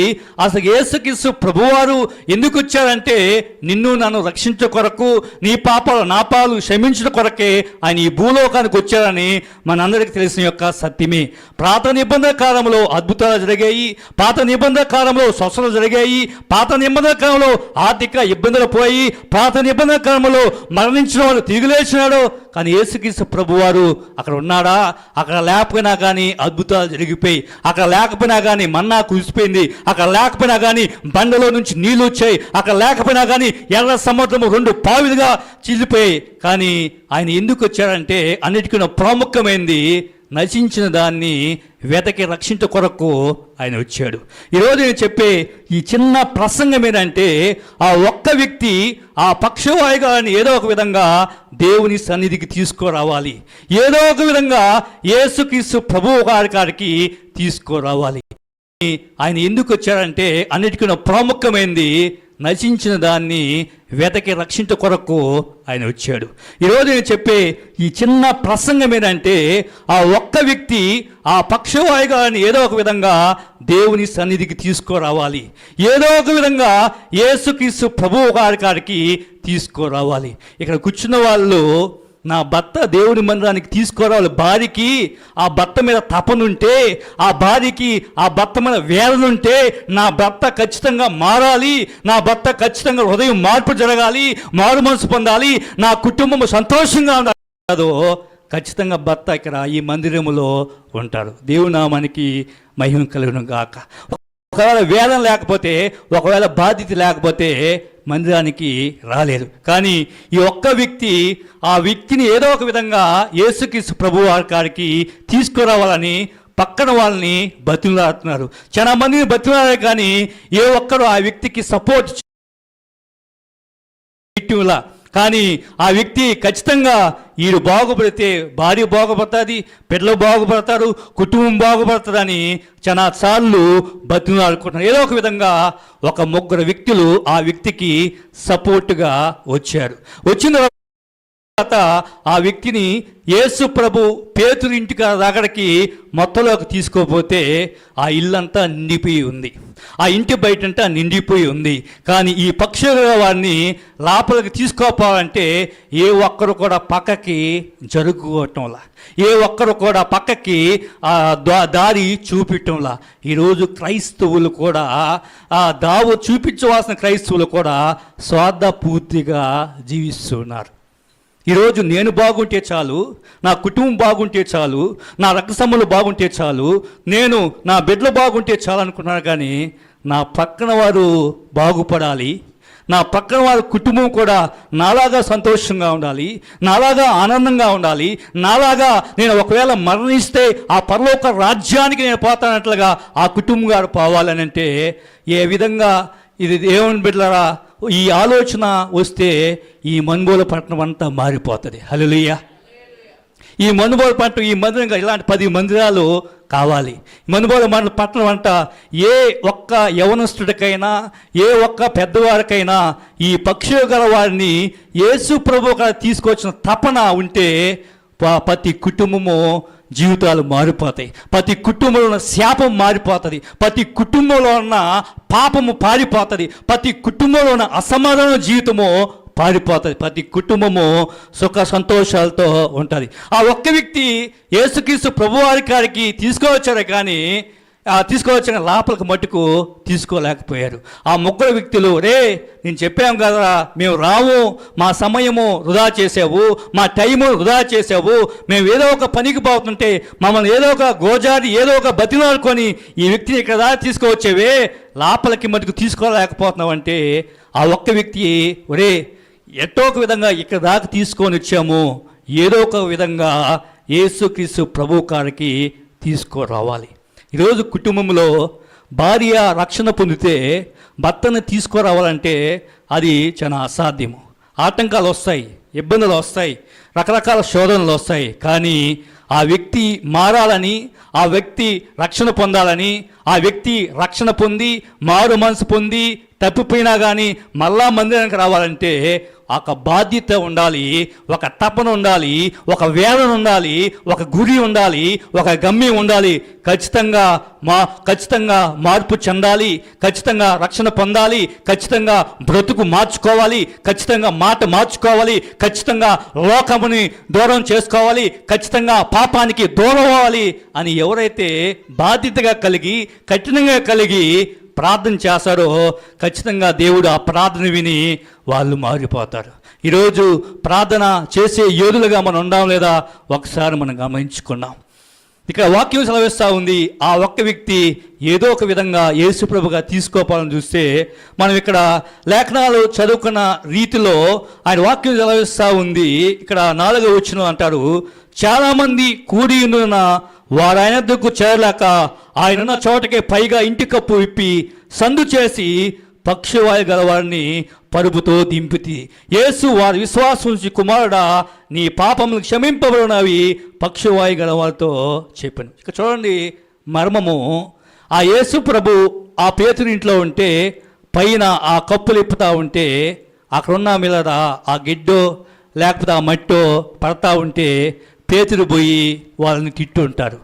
ఆ తిట్టు ఉంటే వాళ్ళు, అయ్యా ఈ వ్యక్తికి పక్షవాయువులు ఉన్నారు, ఈ కుటుంబం పోషణ జరగట్లేదు, వీళ్ళ భార్య దుఃఖంతో ఉంది, బిడ్డలు దుఃఖంతో ఉన్నారు, ఏదో ఒక విధంగా యేసుప్రభుగా తీసుకోపోతే అద్భుతం జరుగుతుంది, ఏదో ఒక విధంగా యేసుప్రభుగా తీసుకోపోతే ఆశ్చర్యకరం జరుగుతుంది, ఇది జీవితమే, ఇది కుటుంబమే మాట్లాడంటే అప్పుడు ఆ పేతురు కూడా దేవుని బిడ్డలారా ఏదో ఒక విధంగా సహకరించి ఆ యొక్క మంచము దిగుతా ఉంటే అందరూ ఆ మంచం చూస్తున్నారు. కానీ యేసుక్రీస్తు ప్రభు మంచం చూడటంలా ఎవరి మంచం పట్టుకొని వచ్చారో ఆ నలుగురిని చూస్తున్నారు. చెప్పలేదు దేవుని నామమున మహిమపడ్డాం. ఈరోజు ఇక్కడ వాక్యం వ్యవస్థ ఉంది, ఆ పక్షవాయుగాలు విశ్వాసం ద్వారా ఈ కుటుంబం బాగుపల్లా ఎవరైతే తీసుకొని వచ్చారో, ఎవరైతే విశ్వాసముతో, ఎవరైతే నమ్మకంతో, ఎవరైతే బాధ్యతగా తీసుకొచ్చారో విశ్వాసం వల్ల ఈ పక్షవాయుగాల జీవితము మారిపోయింది. ఈ పక్షవాయు కూడా అంటున్నారు, ఫస్ట్ యేసుప్రభు ఏమంటా అంటే నీ పక్షవాయు స్వస్థపరుస్తాడనలా, నీ పాపములు క్షమింపబడి ఉన్నవి. హల్లెలూయా. యేసుక్రీస్తు ప్రభు వారు ఫస్ట్ పాపాలు క్షమించి పాపాలను దూరం చేసి ఆ వ్యక్తిని బాగు చేస్తారు. ఆ వ్యక్తిని ఒకవేళ పాపాలు క్షమింపబడకుండా ఒకవేళ స్వస్థత జరిగినా ఆ స్వస్థత తాత్కాలికంగానే పనిచేస్తుంది. ఒకవేళ ఆ పాపాలు క్షమింపబడి మారు మనసు పొంది రక్షణ పొందితే జీవితాంతము ఆ రక్షణ కాపాడుకునే విధంగా ఉంటారు. ఇక్కడ వాక్యం సెలవిస్తూ ఉంది, ఆ యొక్క పక్షవాయు గవాన్ని ఆ విధంగా దింపి అక్కడ వాక్యం సెలవిస్తూ ఉంది, వాళ్ళ విశ్వాసం ద్వారా పాపాలు క్షమించబడ్డాయి, పక్షవాయు కూడా స్వస్థత పొందారు. ఈరోజు నేను ముగిచ్చేస్తున్న సమయం లేదు. మీ కుటుంబాల్లో ఎవరైతే ఒకవేళ భార్య మందిరానికి వచ్చి భర్త చెడిపోయి ఉంటే ఈ రాత్రికాల సమయంలో ఈ మే మాసంలో మీ నోట్బుక్లో రాసుకోండి. మీ యొక్క పక్షవాయు గలవాడు అతను ఎవరో తెలియక అతను ఒక బాధ్యత వచ్చి ఈ పక్షవాయులు బాగుపడితే భార్య బాగుపడుతుంది, బిడ్డలు బాగుపడతారు, ఒక కుటుంబమే బాగుపడుతుంది. ఇక్కడ ఆ విధంగా అనుకున్నారు. మన కుటుంబమే మనం బాగుపడుతుందా లేదా ఒకసారి గమనించుకున్నాం. తల్లిదండ్రులు రక్షణ పొందితే బిడ్డలకి రక్షణ లేదు, బిడ్డలు రక్షణ పొందితే తల్లిదండ్రులకి రక్షణ లేదు, కుటుంబం మారితే పక్కన వారికి రక్షణ లేదు. కానీ ఈ యొక్క పక్షుల గారిని ఎలాంటి ఆటంకాలు వచ్చినా, ఎలాంటి ఇబ్బందులు వచ్చినా, ఎలాంటి సపోర్ట్ లేకపోయినా అతను గోజారుకొని యేసు ప్రభు గారికి తీసుకొని వచ్చారు. ప్రభు పేరు నేను మనవి చేసేదంటే, ఈ సంపూర్తి రాత్రి ప్రార్థన ఒక పాల్ యాంగ్చో ఒక పెద్ద సేవకుడు అంటాడు, ఆదివారము మందిరానికి వస్తారు బాగానే ఉంటుంది, ఆదివారం కంటే సంపూర్తి రాత్రి ప్రార్థన వచ్చే జనసమూహం బట్టి ఆ దేవుని మందిరం యొక్క మహిమ, ఆ దేవుని యొక్క మందిరం యొక్క కీర్తి తెలియచేయబడతారని ఆయన పెద్ద సేవకులు పాల్ యాంగ్చో ఆయన ప్రసంగంలో ఒక మాట తెలియజేస్తాడు. అందువలన ప్రభువే నేను మనవి చేశాడంటే, ఈ పక్షుగాడు ఎవరి వల్ల బాగుపడాలంటే అతను యేసు ప్రభు గారు బాగుపడలేదు. అతనికి ఏదో సపోర్ట్ వల్ల, విశ్వాసం వల్ల యేసు ప్రభు గారికి పోతే బాగుపడతారు, యేసు ప్రభు గారికి పోతే అద్భుతాలు జరుగుతాయి, యేసు ప్రభు గారికి పోతే స్వస్థతలు జరుగుతాయి, యేసు ప్రభు గారికి పోతే ఆర్థిక ఇబ్బందులు పోతాయి, యేసుక్రీస్తు ప్రభు వారికి వివాహం జరుగుతుంది, యేసుక్రీస్తు ప్రభు వారికి పోతే అది ఎలాంటి రోగమైనా, అది హెచ్ఐవి అయినా, క్యాన్సర్ అయినా, ఎలాంటి రోగమైనా డాక్టర్ వల్ల నయం కాకపోయినా యేసుక్రీస్తు వల్ల నయం అవుతుందని మనము ప్రకటిస్తే, మనం తెలియచేస్తే, వాళ్ళని మందిరానికి తీసుకొని వస్తే దేవుని నామము మహింపరచబడుతుంది.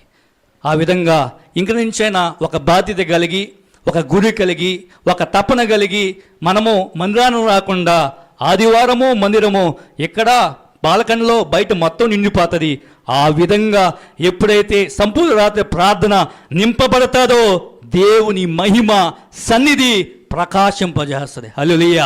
అందువలన ఈ వాక్యం సెలవిస్తూ ఉంది, ఈ పక్షవారు బాగుపడడం వల్ల భార్య బాగుపడింది, తన బిడ్డలు బాగుపడ్డారు, మనం బాగుపడదే కాకుండా పక్కన వాళ్ళు కూడా బాగుపడాలి, పక్కన కుటుంబాలు బాగుపడాలి, గ్రామం అంతా బాగుపడాలి, మన తోటి స్నేహితులు బాగుపడాలి, మన తోటి బంధువులు బాగుపడాలి.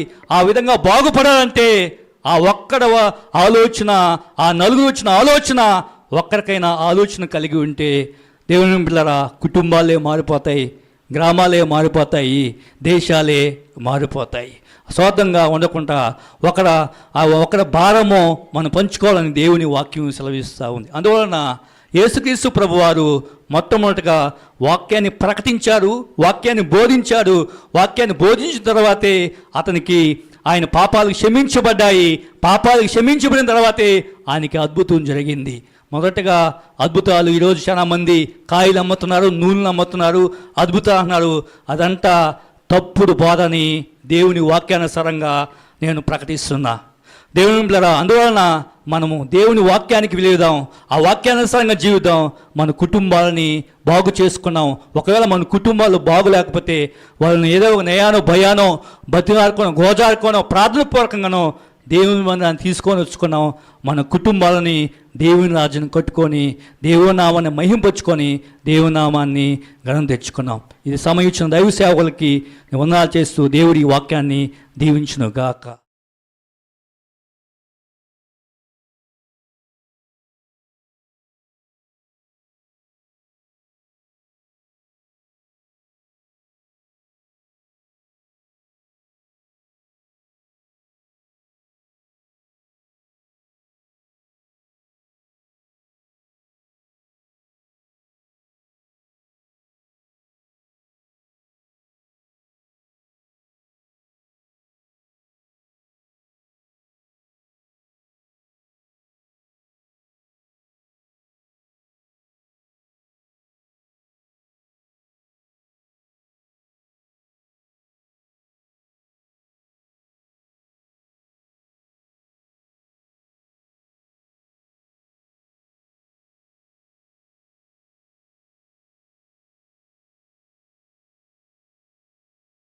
నీ వాక్యాన్ని ధ్యానించటానికి నా ప్రభువా, అయా మేమేమైతే పోగొట్టుకుని ఉన్నామో నా ప్రభువా వాటిని సరిచేసుకోవడానికి నా ప్రభువా, అయా నీ దాసుల ద్వారా మీరు మాట్లాడిన మాటలను బట్టి నీకు స్తోత్రాలు.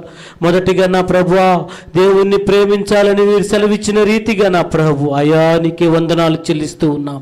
ఎలా ప్రేమించాలి నా నాయన, ప్రేమించిన వారు ఎలా ఉండాలి నా ప్రభువా, అలా ఉన్నవారు ఎలా ఆశీర్వదించబడతారు నీ సేవకుల ద్వారా మహిమ తెచ్చుకున్న దేవానికి స్తోత్రము నా నాయన. నీ పరిశుద్ధాత్మ దిగి వచ్చి నా ప్రభువా, నీ సేవకులు నిలబడి మాట్లాడుతూ ఉంటుండగా నా తండ్రి, ప్రతి ఒక్క హృదయాన్ని మీరు తాకినందుకు నీకే స్తోత్రాలు చెల్లిస్తూ ఉన్నాం. నిజమే కదా నా ప్రభువా, రెండవ మారు నా తండ్రి దాసుడు మాట్లాడిన మాటలను బట్టి నీకే స్తోత్రాలు చెల్లిస్తూ ఉన్నాం.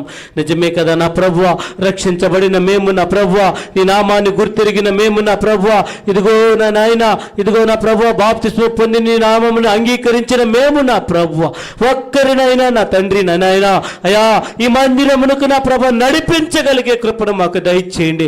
మేము మరిచినామేమో నా ప్రభ, నీ దాసుల ద్వారా మాకు గుర్తు చేసినందుకు నీకే స్తోత్రాలు అయ్యా. అదే రీతిగా నా తండ్రి మా కుటుంబంలోనైనా మేము భయపడుతున్నామేమో నా ప్రభువా, ఇబ్బందులు చూసి భయపడుతున్నామేమో నా నాయన. అక్కడైతే పక్షవాతము కనబడుతుంది కానీ నా ప్రభువా, ఆ పక్షవాతము రీతిలో నా తండ్రి మేము దేన్ని చూసి జడుస్తున్నామో నా ప్రభువా, దానికి భయపడక నా ప్రభువా, ఇదిగో నీ మందిరమునకు వస్తే చాలని సెలవిచ్చిన రీతిగా నా ప్రభువా అయ్యా, మేమే కాకుండా నా తండ్రి అనేక మంది అన్యులను కూడా నా ప్రభువా నీ మందిరానికి నడిపించగలిగే కృపను మాకు దయచేయండి. నీకు వందనాలు చెల్లిస్తూ ఉన్నాం ప్రభువా. ప్రతి పరిచర్యలో నా నాయన మా నోటి మాటల ద్వారా, మా ఆలోచనల ద్వారా, ప్రతి పరిస్థితుల ద్వారా నా ప్రభువా అనేక మందిని నా నాయన నీ యేసు రాజ్యంలో కట్టుటకు నా ప్రభు నీ మందిరానికి నడిపించినట్లు నా ప్రభువా కూడి వచ్చిన ప్రతి బిడ్డని మీరు దీవించండి, ఆదరించండి, ఆశీర్వదించమని అయా నీ దాసుడు నిలబడబోతుండగా నా ప్రభువా పునరుద్ధాన బలముతో నింపిన ప్రభువా, ఇంకా మేమేమి కుదువై ఉన్నాము నా ప్రభువా, నూతన మాసంలోకి ఇంక 2 దినాల్లో అడిగెట్టబోతుండగా నా ప్రభువా నీ కృపలో బలపరిచి భద్రపరిచి ఆశీర్వదించమని నా ప్రభువా ఈ మాసమంతా నీ కృపా కాపుదలనిచ్చి నా తండ్రి నీకు మాత్రమే మహిమ కలుగునట్లు మా కుటుంబాలను సరిచేయమని, నిత్యము నీ కృపలో మమ్మల్ని బలపరిచి భద్రపరిచి ఆశీర్వదించమని, మమ్మల్ని మేము తగ్గించుకుంటూ నీ నామాన్ని హెచ్చించుకుంటూ యేసే పరిశుద్ధ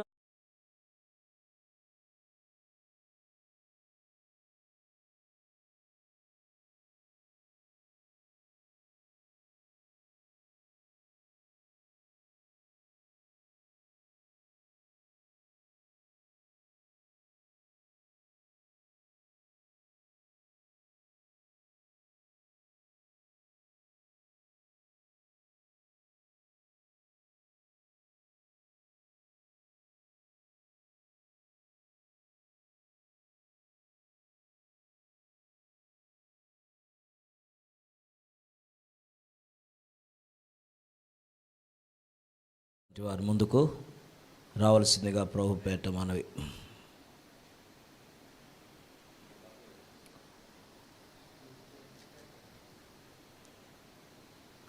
మరియమ్మ కూతురు పైకి వస్తుంది.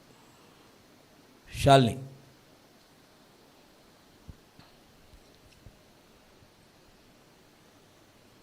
వీడియో కరెక్ట్గా తిన్నాను. వీరిద్దరూ ఇశ్రాయేలు యొక్క సమూహం. వారు ఐగుప్తు బానిస బ్రతుకు నుంచి విమోచించబడి వారు ప్రయాణాల్లో కొనసాగుతూ ఉన్నారు. వీరు భార్య భర్తలు అనుకుందాం. సో ఈ భార్య అనుకుందాం, ఈ భర్త. మీకు కొంచెము టవల్ ఒకటి చుడతా, నేను టవల్ చుడతా, వద్దంటవా? ఓకే. సో మొత్తానికి మీ పురుషుడు ఈమె స్త్రీ. అవతల ఉన్నటువంటి ఆమె ఎవరంటే హెబ్రీ పురుషుడు. వీరిరువురు ఇశ్రాయేలు జనాంగం. వారు ప్రయాణంలో కొనసాగుతూ ఉన్నారు. వారు కొనసాగుతూ ఉండగా ఇంటికి వెళ్ళి చదువుకోండి. ద్వితీయోపదేశకాండం 20వ అధ్యాయం 10 నుంచి, ద్వితీయోపదేశకాండం 21వ అధ్యాయము 10 నుంచి చదువుకుంటూ వెళితే ఇశ్రాయేలు ప్రజల యొక్క ప్రయాణంలో అనేక ఆటంకాలు ఉన్నాయి, ప్రతికూలతలు ఉన్నాయి, చేదైన పరిస్థితులు కనబడతా ఉన్నాయి. అయితే ఈ ఇశ్రాయేలు పక్షంగా దేవుడు తోడై ఉన్నాడు. ఇప్పుడు దాకా మన 2వ ప్రసంగంలో ప్రసంగించినట్టు దైవసేవకులు చాలా చక్కగా ప్రకటించారు. అయితే పాత నిబంధనలో సముద్రమును దాటించబడ్డారు, మన్నారు భుజించారు, వేసుకున్న చెప్పులు తెగిపోలేదు, ధరించుకున్న బట్టలు మాసిపోలేదు.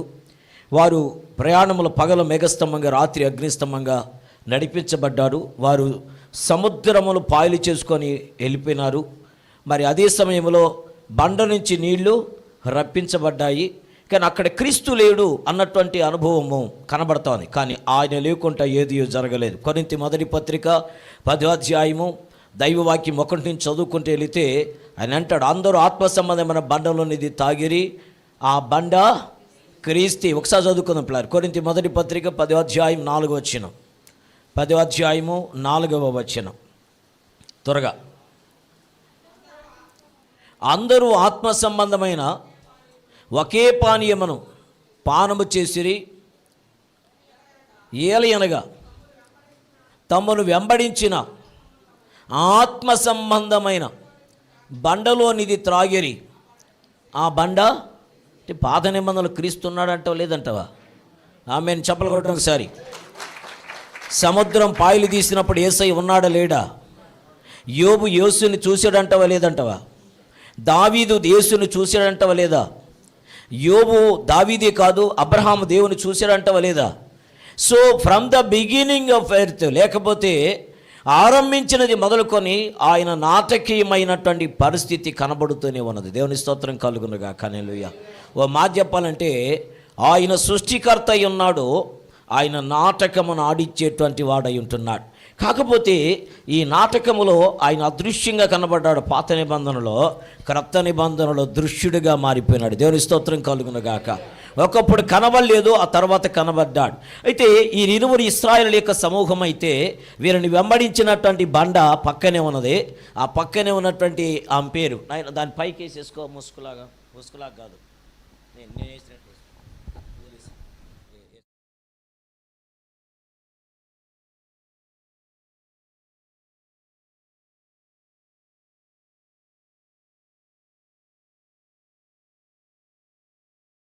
అయితే రానికుంటూ అడ్డుకున్నారు.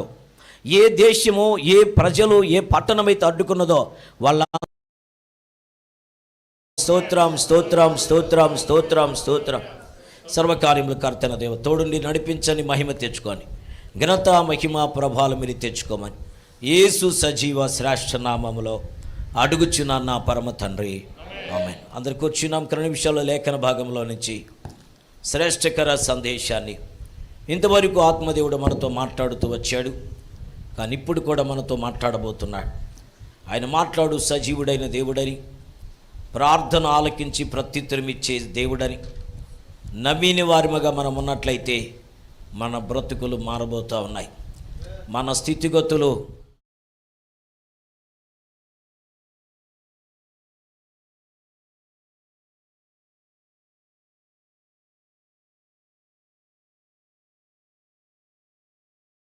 కానీ నాకు సమయం లేదు. వీలైతే 1-2 మాటలు మీ కళ్ళ ముందు ఉంచాలని ఇష్టపడుతున్నా. 15 వచనం, 16 వచనం బాగా వినంటారు. అప్పుడు దేవుడు నీవును నీతో కూడా నీ భార్యయు నీ కుమారులను కోడండ్రను ఓడలో నుండి బయటికి రండి. మొదటి పదం ఇంగ్లీష్లో చెప్తాను, గో అవుట్. కమ్ అవుట్ కాదు, గో అవుట్. నంబర్ 1. నంబర్ 2, 17 వచ్చిన చదువుకున్నా.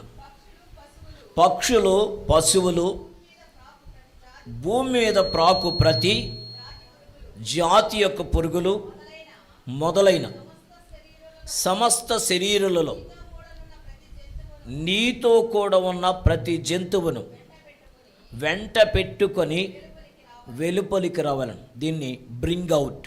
Number 1 go out, number 2 bring out. 3వది 18, 19 వచ్చిన. అవి భూమి మీద బహుగా విస్తరించి భూమి మీద ఫలించి అభివృద్ధి పొందవలనని నోవహుతో చెప్పాను. కాబట్టి నోవహును అతనితో కూడా అతని కుమారులను, అతని భార్యయు, అతని కోడండ్రను బయటికి వచ్చిరి. చాలు, నేను బయటికి వచ్చిరి.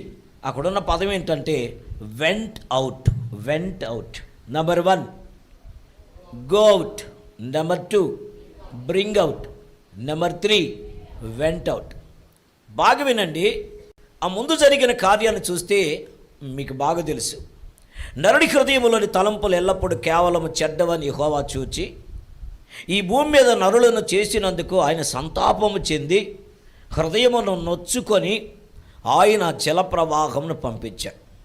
జలప్రవాహం పంపించే ముందు ఆయన హెచ్చరిక చేయకుండా రాలేదు. మీకు కొన్ని మీ ఆలోచనకు చెబుతాను. షుగరు హెచ్చరిక చేయకుండా ఒక వ్యక్తికి షుగర్ ముందుగా రాదు.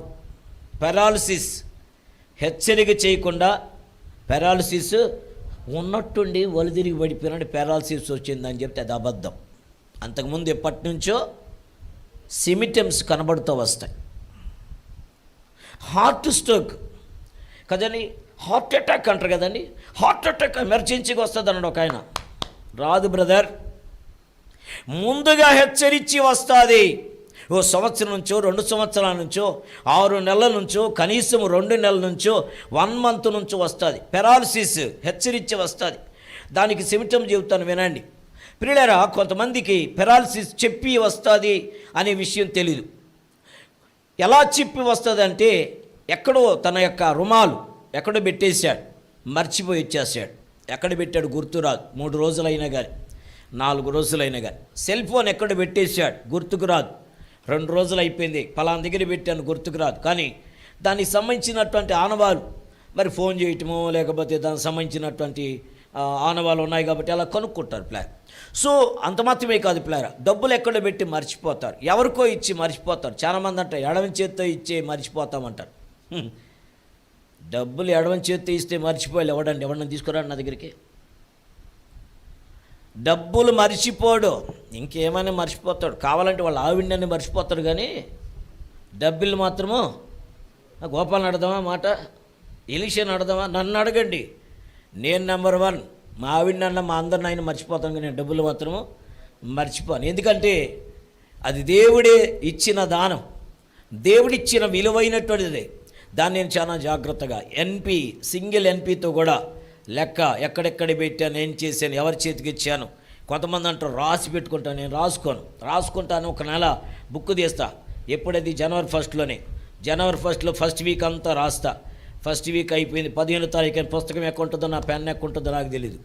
కారణం ఏంటి, తర్వాత లెక్కలు కుదరదు, మైండ్ కుదరదు. కాకపోతే డబ్బులు ఎక్కడెక్కడ ఎంత వచ్చాయో, నేను ఎవరికి ఇచ్చానో, ఎక్కడ పెట్టానో, ఏ దిండి కింద పెట్టానో, పరుపు కింద పెట్టానో, ఏ షెల్ఫ్లో పెట్టానో కరెక్ట్గా నాకు తెలుసు.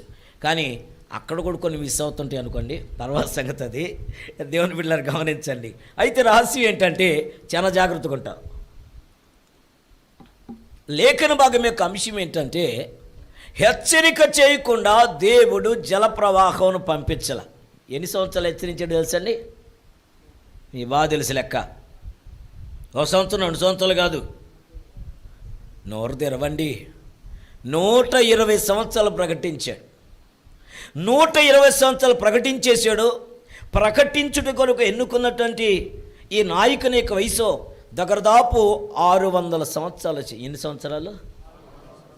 600 సంవత్సరాలట. ఎవరి వయసు అది? నోహు వయసు. Very good Nayan. నేను అంత ఫ్రీగా ముందు ఉన్న వాళ్ళ లేక అంత ఫ్రీగా నేను చెప్పలేను. మీరు చెప్తేనే, మీరు మాట్లాడితే నేను మాట్లాడతా, లేకపోతే నాకు రాదు కదా. అంతే. మన మధ్యలో ఉన్నటువంటి దేవుని బిడ్డ గమనించి సుదర్శన్ కూడా మాట్లాడుతూ ఉండాలి నాతో కదా. కాబట్టి దేవుని బిడ్డ నామానికి మహిమ కలుగును గాక. ఆయన వయసు 500 సంవత్సరాలట. చూద్దాం ఒకసారి. 7వ అధ్యాయము 29వ వచనం. ఆదికాండం 7వ అధ్యాయము 29వ వచనం. త్వరగా మీ బాదిరిసి లెక్కలో 24 వచనాలు ఉన్నాయి. చూద్దాం. 7వ అధ్యాయం 11వ వచనం చూడండి. నోహు యొక్క వయసు యొక్క ఆరంభాన్ని గురించి అక్కడ అంటాడు. 7వ అధ్యాయం 11వ వచనం. నోహు వయసు యొక్క ఎన్ని సంవత్సరాలట? ఇప్పుడు 60 సంవత్సరాలకి మనం లొంగిపోతున్నారా? ఆ మధ్యలో ఎవరు అక్క చూడు పాము కుర్చీలు కూర్చున్నట్టు వంగిపోతా ఉందో కదా. దేవుని చప్పలు కడదాం ఒకసారి కదా. తిన్నిలిపూడి అక్క కదా, చప్పలు కదా ఒకసారి. ప్రైజ్ ది లార్డ్, హల్లెలూయా. చూడండి ప్లారా, ఎక్కడ ఎన్ని సంవత్సరాలంటే ఈయనకి 600 సంవత్సరాలట. 11వ వచనంలో నా ఒక యొక్క వయసు 600 సంవత్సరములు 2వ నెల 17వ దినమున. చూసండి, మహాగాధ జలములు ఓటలన్నీ ఆ దినమందే విలబడేను. దేవుని స్తోత్రం కలుగును గాక. ప్రైజ్ ది లార్డ్, హల్లెలూయా. బాగా గమనించండి ప్లారా. మరి అంతకంటే ముందు పై వచనంలో ఒక మాట అంటారు ప్లారా, ఇది గో అవుట్, అంత మాత్రమే కాదు ప్లారా, రెండవది బ్రింగ్ అవుట్, వెంట అవుట్ అనే దాని గురించి నేను మరలా చెబుతాను. అయితే ఇక్కడ మనం గమనించినట్లయితే 700 సంవత్సరములు అంటే 600 సంవత్సరములో 2వ నెలలో ఇది ఆరంభించబడిందట. ఏది? జల ప్రవాహపు సన్నిధి. బాగా వినండి. కానీ 8:4 వచ్చి చూడండి ప్లాన్. 7వ నెల 17వ దినమున ఓడ అరారోతు కొండల మీద నిలిచేను. 5వ వచనం, నీళ్లు 10వ నెల వరకు క్రమముగా తగ్గుతూ వచ్చాను. 10వ నెల మొదటి దినమున. చూసారని ఎన్ని నేను ఎందుకు చెప్తున్నా అంటే మీరు ఇంటికి వెళ్ళి ధ్యానించడానికి. నేను డైరెక్ట్గా చెప్పేయచ్చు, కానీ కొంచెం ముందుకెళ్ళాలి. 6వ వచనం అంటాడు, 40 దినములైన తర్వాత, అంటే ప్రవాహం ఆగిపోయింది, వర్షం ఆగిపోయింది. 40 దినాల తర్వాత పిల్లరా 7 రోజులు ప్లస్ 7 రోజులకు ఒకదాన్ని పక్షిని వదిలిపెట్టాడు. కానీ 13వ వచనంకి వెళ్దాం డైరెక్ట్గా. 8వ అధ్యాయం 13వ వచనం. మరియు అంటే ఇప్పుడు ఎంతకాలం పట్టింది? 600 సంవత్సరము 2వ నెలలో 17వ తారీఖులో ఆరంభించబడింది. ఇప్పుడు 601వ సంవత్సరం వచ్చేసింది. 1వ సంవత్సరము చదువును చూసారండి. 1వ సంవత్సరమున మొదటి నెల తొలి దినమున నీళ్లు భూమి మీద ఇంకిపోయెను. నోవహు ఓడ కప్పును తీసి చూసినప్పుడు నేల ఆరి ఉండెను. 2వ నెల. చూసారని బాగా గమనించండి. మీరు బాగా గమనిస్తే 7వ అధ్యాయం 11వ వచనంలో 600 సంవత్సరముల 2వ దినమున 17వ దినమున అని ఉంది ప్లారా. 2వ నెల 17వ దినం. కానీ ఇక్కడ అంటాడు చూడండి 14వ వచనంలో 2వ నెల 27వ దినమున భూమి ఎండిపోయిన. 16వ వచనం చూడండి ప్లారా, భూమి మీద నుండి ఇంకిపోయాను. అప్పుడు దేవుడు అంటున్నాడు, మీరందరూ, నీవును నీ కుమారులను నీ యొక్క కోడండ్రును నీ భార్యయు బయటికి రండి అంటాడు ప్లాన్. నేను ఇప్పటి వరకు మీ కళ్ళ ముందుంచిన లేఖన భాగము సంవత్సరము దాటేసింది, 10 దినాలు దాటేసింది. అంటే 1 సంవత్సరము 10 దినములు అంటే 365 దినాలు కాకుండా 374 దినాలు దాటేసి, అంటే 75 దినములు వచ్చేసాయి. అంటే 1 సంవత్సరములో దేవుని బిళ్ళారా ఉగ్రత అంటే ఏమిటో, ఆ ఉగ్రత వల్ల మొదటి తరం అంటే మొదటి ఆదామును మొదలుకొని అప్పటి వరకు నోవహు వరకు ఉన్న తరమంతయు నేలమట్టం అయిపోయినారు, భూమిలో కలిసిపోయినారు, నీళ్ళ చేత వారు ఆహుతైపోయినారు. కానీ వీరిని నిలబెట్టినది మొదటి తరములో ఆరంభం ఎవరున్నారు? ఆదాము హవ్వ. అంటే పురుషుడు స్త్రీ మాత్రమే ఉన్నారు, 1 జత మాత్రమే ఉన్నారు. 2వ తరము మొదటి తరము దేవుని ఉగ్రతకు బానిసైపోయింది. ఎందుకంటే వారి పాపం వారిని కొనిపోయింది, వారు లోబడని స్థితి వారిని కొనిపోయింది, మాట వినని స్థితి, లోబడని స్థితి, మారు మనసు పొందని స్థితి వారిని నాశనములకు తీసుకెళ్ళింది, మట్టి పాలైపోయినారు. కానీ ఆ సమయంలో కూడా 7వ అధ్యాయం ఆదికాండం 1 ప్రకారం ఈ తరము వారిలో నీ ఒక్కడివే నీతిమంతుడవై ఉన్నావన్న నీతిమంతుని కోవలో ఉన్నటువంటి నోవహు తన యొక్క 3 కుమారులు 3 కోడండ్రు తన యొక్క భార్య అయిన టోటల్గా 8 అంటే 8 మంది రక్షించబడ్డారు. అంటే ఎన్ని జతలు వచ్చారు? 4 జతలు. నేను పురుషుని స్త్రీలు ఎందుకు నిలబెట్టానంటే ఇశ్రాయేల్ అందరినీ కలిపి ఒక జతగాని చేశారు. ఆ జతవరంటే మొదటి మానవుడైన ఆదాము హవ్వ. 2వసారి మొదటి తరం అంతా గచ్చించిపోయింది. 2వసారి యొక్క జత ఎవరు అంటే 4 జతలు. నోవహు యొక్క భార్య మొదటి జత. 2వ జత షేము తన యొక్క భార్య. చూసారండి, యాపేతు అతని భార్య, హాము తన యొక్క భార్య. టోటల్గా 4 జతలు. 4 జతలు. ఈ 4 జతలకి ఏం కనబడిందంటే దేవుని కోపం కనబడ్డది. మాట వినని లోబడని ఆజ్ఞను మీరిపోయిన వారి బ్రతుకులు ఏమవుతాయో వారి మట్టిపాలవుతారని స్పష్టంగా తెలియచేసింది. ఈ తెలియచేసిన తర్వాత వీళ్ళకి కొన్ని ఆజ్ఞలు దేవుడిచ్చాడు.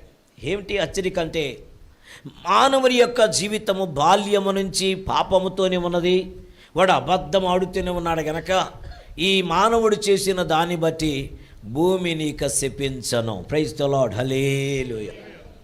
భూమి శపించబడదు. కానీ భూమి శపించబడదు. మానవుల యొక్క పాప పరిహారం కొరకై తనే ఒక నూతన కార్యము చేస్తానని లేఖనములో దేవుడు స్పష్టంగా మాట్లాడుతూ వచ్చాడు. ఇక్కడ మనం తెలుసుకోవాల్సినటువంటి మాట ఏంటంటే, దేవుని యొక్క సన్నిధి వారిని నడిపించడానికి ఇష్టపడుతూ ఉన్నది. మొదటి మాట బైబిల్ చెప్తున్న సత్యము. 4 కుటుంబాలు వినబడ్డాయి, కనబడ్డాయి. వారు మాత్రమే నిలబడ్డారు. వారు వచ్చి చేసిన మొట్టమొదటి పని ఏంటంటే, దాన్ని రెండవ కార్యంగా చెబుతాను. మొదట ఆ పురుషుడు ఆ స్త్రీలు కలిసి దేవుని ఘనపరిచారు, దేవుని మహిమపరిచారు. అలా మహిమపరిచే భాగంగా 8:20 వచ్చినాం. ఈ 2026లో మనం చేయగలిగితే మనం దీవెనకరంగా మారిపోతాం. ఆమె ఏం చేద్దాం? ఈరోజు మన పాఠం అదే. చూద్దాం 8:20 వచ్చిన ఏం చెప్తాను నాయనా. బాగా వినండి పిల్లరా. అప్పుడు నోవహు యెహోవాకు ఒక బలిపీఠము కట్టి పవిత్రమైన పశువులన్నిటిలోను పవిత్రమైన పక్షులన్నిటిలోను కొన్నిటిని తీసుకొని ఆ పీఠము మీద దహన బలి అర్పించెను. అప్పుడు యెహోవా ఇంపైన సువాసనను ఆఘ్రాణించి, ఇక మీదట నరులను బట్టి భూమిని నేను శపించను. ఈరోజు క్రైస్తవులుగా రక్షించబడిన నోవహు కుటుంబంగా నీవు నేను శ్రేష్టకరమైన ఇశ్రాయేలుగా చేర్చబడ్డనే విషయాన్ని మనం జ్ఞాపకం చేసుకోవాలి. హల్లెలూయా. రక్షించబడ్డామని చేతుల పైకెత్తి. నేను బళ్ళకు వచ్చి నేను మిమ్మల్ని ఇబ్బంది పెట్టను. మీరు రక్షించబడ్డాం, బాప్తీసం తీసుకున్నాం, క్రీస్తులో ఉన్నాం. Very good, thank you. నేను ఇశ్రాయేలుని అన్న వాళ్ళ చేతుల పైకెత్తండి. నేను అడుగుతా, ఇప్పుడు అడుగుతా, ఇప్పుడు దాకా చెప్పలా. కరుణా విశిష్ట చెప్పండి, నేను ఇశ్రాయేలుని అని ఎలా చెప్పగలుగుతున్నా? నీకు తెలిసింది చెప్పు. దేవుని బిడ్డల్ని అందరు దేవుని బిడ్డలు అందరూ ఇశ్రాయేల్ అంటారు, మామూలుగా ఇశ్రాయేల్ అంటారు. కానీ ఇశ్రాయేలుకి రక్షణ లేదు. ఇశ్రాయేలుకి రక్షణ ఇంకా రాల. నువ్వు యాక్సెప్ట్ చేసింది నిజమే, కానీ చెప్పే నిర్ణయము కరెక్ట్గా లేదు. మన హెప్సిబా సిస్టర్ చెప్తారు, అబ్రహాము కుమారులు ఇశ్రాయేలుగా పరిగణించబడుతున్నారు. ఎప్పుడు అబ్రహాం కుమారులు అవుతారు? పక్కన నీకు తెలుసు, నోట్లోనే ఉంది మాట. విశ్వాస సంబంధులైన వారందరూ చూడని కావాలంటే పరిశుద్ధ బైబిల్ గలతీలకు రాసిన పత్రిక 3వ అధ్యాయము చూసుకోండి, మీకు బాగా అర్థమయ్యేదానికి చెబుతాను. గలతీలకు రాసిన పత్రిక 3వ అధ్యాయం 7వ వచనం నుంచి, కాబట్టి విశ్వాస సంబంధులే అబ్రహాము కుమారులని మీరు తెలుసుకొనుడి. దేవుని విశ్వాసమూలముగా అన్ని జనులకు నీతిమంతులుగా తీర్చునను లేఖనము ముందుగా చూచి నీ యందు అన్ని జనులందరూ ఆశీర్వదించబడుదురని అబ్రహామునకు సువార్త ముందుగా చదువుకుందాం. అది ఎక్కడుందో ప్లాన్. కాబట్టి విశ్వాస సంబంధులే విశ్వాసము కలిగిన అబ్రహాముతో కూడా, ఇది ఎక్కడున్నది? ఆదికాండం 12:3 వచనం ఉంది, చూడండి కావాలండి. ఆదికాండం 12:3 వచనం చదువుకుందాం. నిన్ను ఆశీర్వదించు వారిని ఆశీర్వదించేదను, నిన్ను దూషించు వారిని శపించేదను. భూమి యొక్క సమస్త వంశములు నీయందు ఆశీర్వదించబడునని దేవుని స్తోత్రం కలుగునుగా. అబ్రహాము తనగా 18 వచ్చింది చూడండి. ఆదికాండం 18 వచ్చిన త్వరగా. అబ్రహాము నిశ్చయముగా బలము కలిగిన గొప్ప జనమగును, అతని మూలముగా భూమిలోని సమస్త జనములను ఆశీర్వదించ. అంటే ఇప్పుడు అర్థం ఏంటి? యేసు ప్రభువును అంగీకరించిన వారందరూ అబ్రహాం సంతానమంతా ఇశ్రాయేలే. ప్రైజ్ ద లార్డ్, హల్లెలూయా.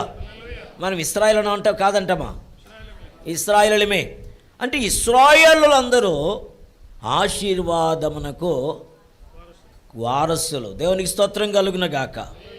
క్రీస్తును ఆరాధిస్తున్న ఆరాధికులను మరొక వచ్చిన కూర్చోడం ప్లారా. అపోస్తల కార్యం 3వ అధ్యాయం 25 వచ్చిన చదువుకుందాం. అపోస్తల కార్యం 3వ అధ్యాయము 25వ వచనం. ఆ ప్రవక్తలకును, చూశారండి, ఆ ప్రవక్తలకును దేవుడు అబ్రహాముతో ఈ సంతానమునందు భూలోక వంశములన్నీ ఆశీర్వదించబడునని చెప్పి మీ పితరులతో చేసిన నిబంధనకును మీరు వారసులై ఉన్నారు. దేవుడు తన సేవకుని పుట్టించి మీలో ప్రతి వారిని వాని దుష్టత్వములని మళ్లించుట వలన మిమ్మల్ని ఆశీర్వదించుటకు ఆయనను మొదట మీ యొద్దకు పంపినని చెప్పలగొట్టను ఒకసారి. We all are in safe zone. మనందరము ఆశీర్వదించబడిన కుటుంబీకులుగా దేవుని ఇచ్చిన ప్రత్యేకమైనటువంటి పరిధిలోకి వచ్చేసాం అని అసలైన సంగతి ఇక్కడ ఉంది. ఇప్పుడు నవకు యొక్క భార్య, బాగా వినండి, బాగా విన్నాయినా, మనోడు కూడా వింటున్నాడు సందీప్. నవకు యొక్క భార్య, నవకు యొక్క 3 కుమారులు, 3 కోడళ్ళు కలిసి పవిత్రమైన పశువులను, పవిత్రమైన పక్షులను ఒక బలిపీఠం కట్టి మొట్టమొదటిసారిగా యెహోవా నామమున వారు ఏం చేశారట? దహన బలి అర్పించారు. అంటే ఒక కుటుంబము దేవుని కృప లేకుండా రక్షణలోకి రాలేదు. అంటే ఓడ లేకుండా, ఓడ లోపలికి రాకుండా వారికి రక్షణ రాలేదు. ఆ ఓడ యేసుక్రీస్తు నామానికి సాదృశ్యం. అపోస్తల కార్యము 4:12 ప్రకారం ఓడలో రక్షించబడినది నవకు యొక్క కుమారులు, కోడండ్రు, భార్య మాత్రమే కాదు, వారి ద్వారా నీవు నేను మనమందరం రక్షించబడ్డాం. చప్పలు కొట్టి దేవుని మహిమపడతాం. రక్షించబడ్డామని స్పృహ కలిగిన ప్రతి ఒక్కరు ఏం చేయాలి? ఆ కుటుంబముతో సహా సమేతంగా యెహోవాకు ఒక దహన బలి పీఠమును కట్టి వారికి నైవేద్యంగా తమ జీవితాల్ని అర్పించాలి. హల్లెలూయా. అంటే ఇక్కడ ఏం చేయాలి? వారు ఆరాధన చెయ్యాలి. అంత మాత్రమే కాదు, వారిని వారు ప్రతిష్ట చేసుకో. ఇప్పుడు నేను చిన్న ప్రశ్న వేస్తాను. దేవునికి ప్రతిష్ఠించబడిన తర్వాత ఈ బాధ తెలిసి పిల్లరా, ఒక దైవజనుడి గురించి మన అరుణ్ డేవిడ్ ఇంతకుముందు ఎప్పుడో చెప్పేశాడు. ఓసారి ఆ సేవకుడు మొదటిసారిగా సండే స్కూల్లో మరి టీచర్గా ఉండేటువంటి వాడు, మొదటిసారిగా సండే స్కూల్కి పిల్లలను తీసుకొచ్చేవాడు ఆయన.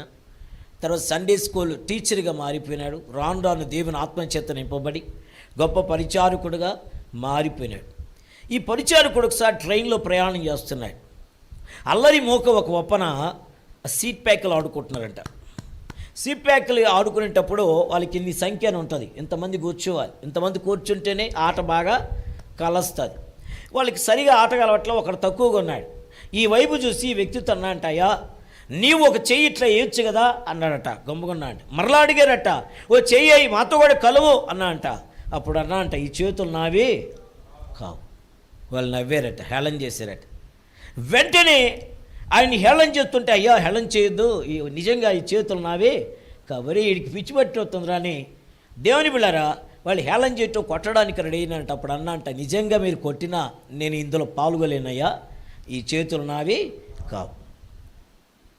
నీకు తెలుసో తెలీదో ఈ చీట్ ప్యాక్లో ఆడినటువంటి నంబర్ 1 అని ఒక పేరు ఉంది, ఆ పేరు నాదే అని ఫస్ట్ అన్నంట.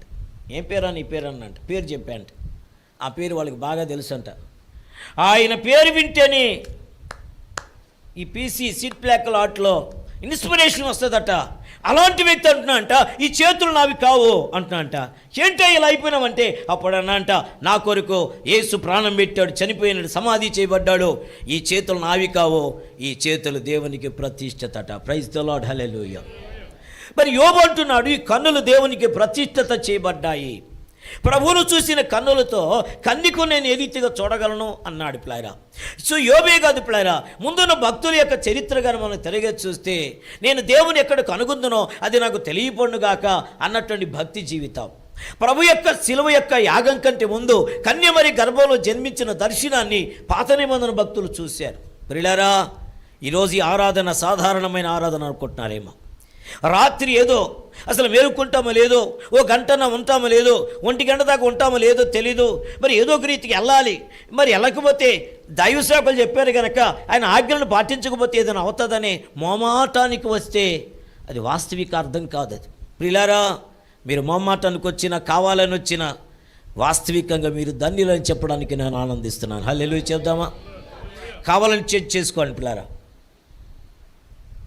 మీరు ఈరోజు దేవుని యొక్క సన్నిధిలోకి వచ్చి ఉన్నారు. దేవుని సన్నిధిలోకి వచ్చిన మిమ్మల్ని రాకుండా ఉన్నవారు నీకు తెలుసుకుని ఉన్నారు. వాళ్ళని ఈ రేపటి నుంచి దినాల్లో మీరు గమనించండి.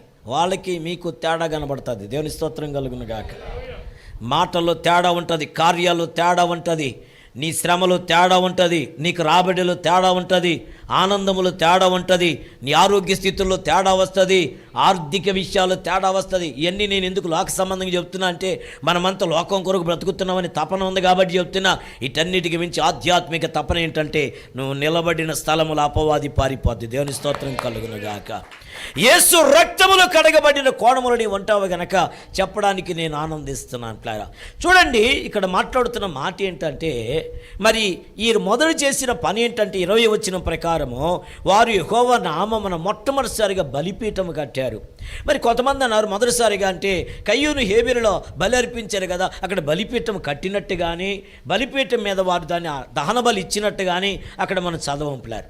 సో మొదట దహన బలి, మరి పీఠము, ఒక బలిపీఠము, బలిపై సంబంధించిన పశువు మొదటిసారిగా అంటే మరి సమస్తము గతించిపోయిన తర్వాత అంటే ఆదాము మొదలుకొని నోహు వారికి ప్రజలందరూ మాట వెనక వారు జలప్రవాహానికి ఆగుతైన తర్వాత వారు చనిపోయిన తర్వాత వీరితో నిబంధన చేసి ఆ ఓడలోంచి బయటకు వచ్చిన తర్వాత యనమండుగురు చేసిన మొట్టమొదటి పని, 1000 మంది ప్రజలు నశించిపోతే, చచ్చిపోతే, నీళ్ళకి వాళ్ళు మునిగిపోతే మరి మాలో ఏముందని, మాలో ఏముందయ్యా, మాకర్థమే కాదయా, జీవితాంతం నీ కౌగిలిలో యేసయ్యా మేమయ్యా ఒదిగిపోతామయ్యా,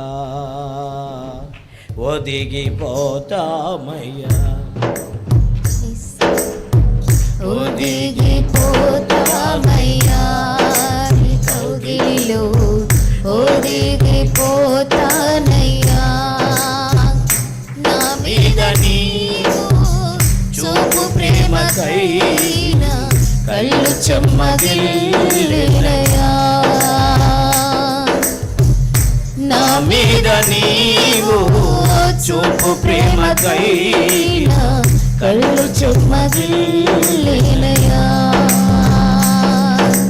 మాలో ఏముందయ్యా, ఆకర్థమే కాదయ్యా, మాలో ఏముందయ్యా, ఆకర్థమే కాదయ్యా, జీవితాంతం నీ కౌగిలిలో నేనయ్యా యేసయ్యా ఒదిగిపోతానయ్యా, నీ కౌగిలిలో ఒదిగిపోతామయ్యా, ఆకడకై ఒదిగిపోతామయ్యా, నీ పరిచర్యలో సాగిపోతానయ్యా.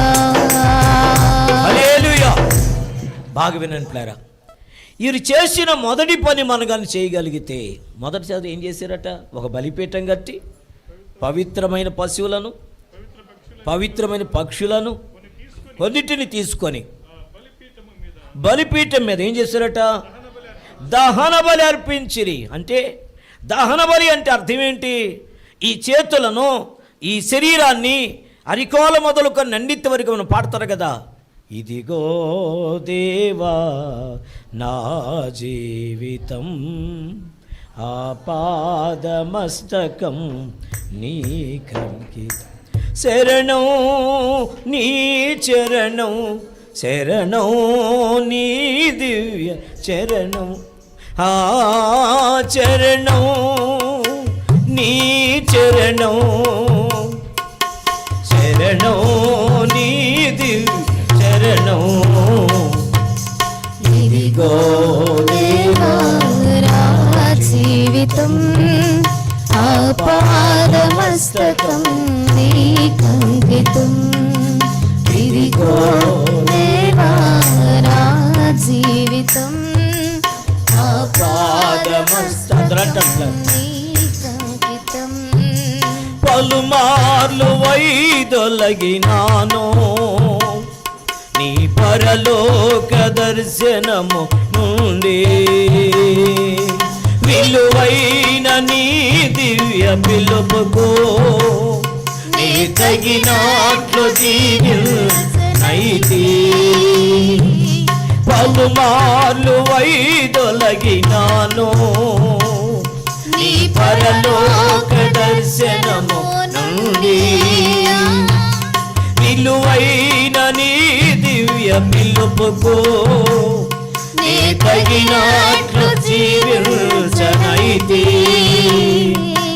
అయినా నీ ప్రేమతో నన్ను దరి చేర్చినావు అందుకే గైకొనుము దేవా నీ నా శేష జీవితం శరణం నీ చరణం శరణం నీ దివ్య చరణం ఆ శరణం నీ చరణం శరణం నీ దివ్య చరణం ఇదిగో దేవా నా జీవితం ఆపాదమస్తకం నీకంకితం ఇదిగో దేవా నా జీవితం ఆపాదమస్తకం నీకంకితం. ప్రైజ్ ది లార్డ్, హల్లెలూయా. దీని ద్వారా నేర్చుకునే పాఠం ఏంటంటే, నేను రక్షించబడ్డాను, తప్పించబడ్డాను ఉగ్రత నుంచి, జలప్రవాహమును తప్పించుకున్న నోవహు కుటుంబం అంతా ఒక బలి, సమాధాన బలి, దహన బలి, నైవేద్యమును అర్పించారు. రక్షించబడిన నీవు నేను చేయవలసిన పని ఏంటంటే, మన దేహమును దేవునికి ఏం చేయాలట? ప్రతిష్ఠించుకోవాలి. మన జీవితాన్ని దేవునికి ప్రతిష్ఠించుకోవాలి. ఒక భర్తగా, భార్యగా, ఓ తల్లిగా, తండ్రిగా, ఓ కుమారుడిగా, కుమార్తెగా నేను దేవునికి సమర్పించుకోవాలి. ఒక భర్తగా నిన్ను అప్పగించుకుంటే నీ భార్యను ఖచ్చితంగా ప్రేమిస్తావు. ఖచ్చితంగా ప్రేమిస్తావు. ఎలా ప్రేమిస్తావంటే ఎఫెసీ గ్రంథంలో అంటాడు, నీ సొంత శరీరమును నీవు ఎలా ప్రేమించుకుంటున్నావో అదే రీతిగా నీ భార్యని ప్రేమించా బద్ధుడు అయి ఉన్నావు. నీకొక న్యాయము, నీ భార్యకు ఒక న్యాయం కాదు. నీది ఒక తీర్పు, వారిది ఒక తీర్పు కాదు. భార్యను ద్వేషించేవాడు, భార్యను కొట్టేవాడు, అక్కడే ఉంది ఎఫెసీ గ్రంథంలో, తన్ను తాను కొట్టుకుంటున్నాడట. చాలా మంది జీవితాలు ఎలా ఉంటున్నాయంటే, భార్య భర్తలు మందిరానికి నువ్వుతే పో, నేను వస్తే వస్తా, నీ దిక్కు నీదే, నా దిక్కు నాదే. కొంతమంది కలిసే వస్తారు. ఎప్పుడు?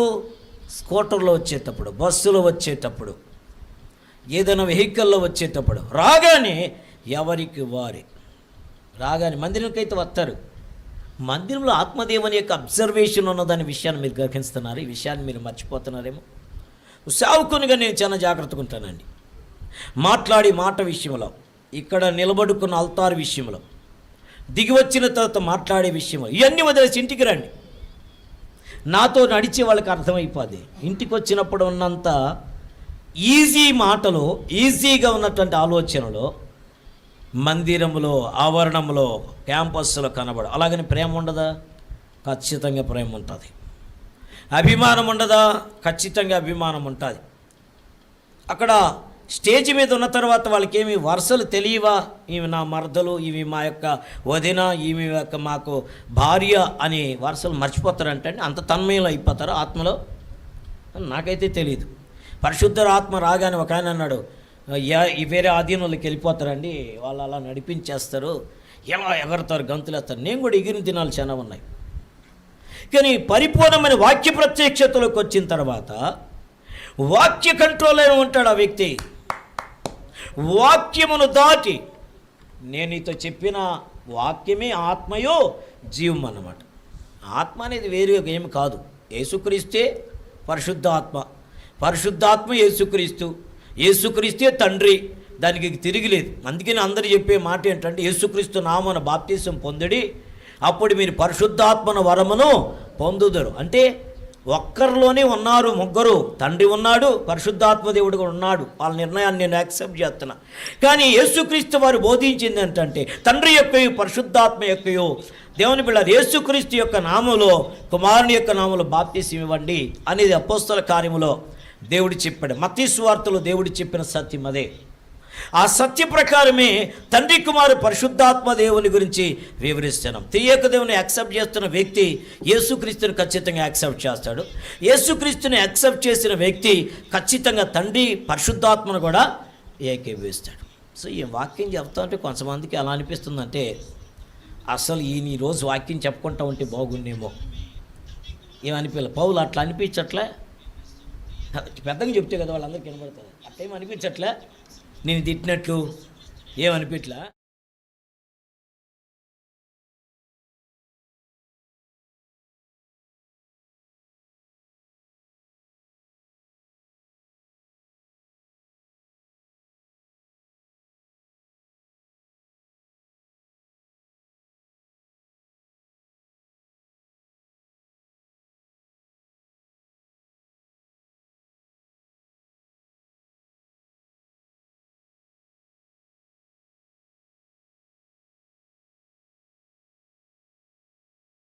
అయిపోతారు. క్రీస్తు పోలిక వచ్చేస్తుంది.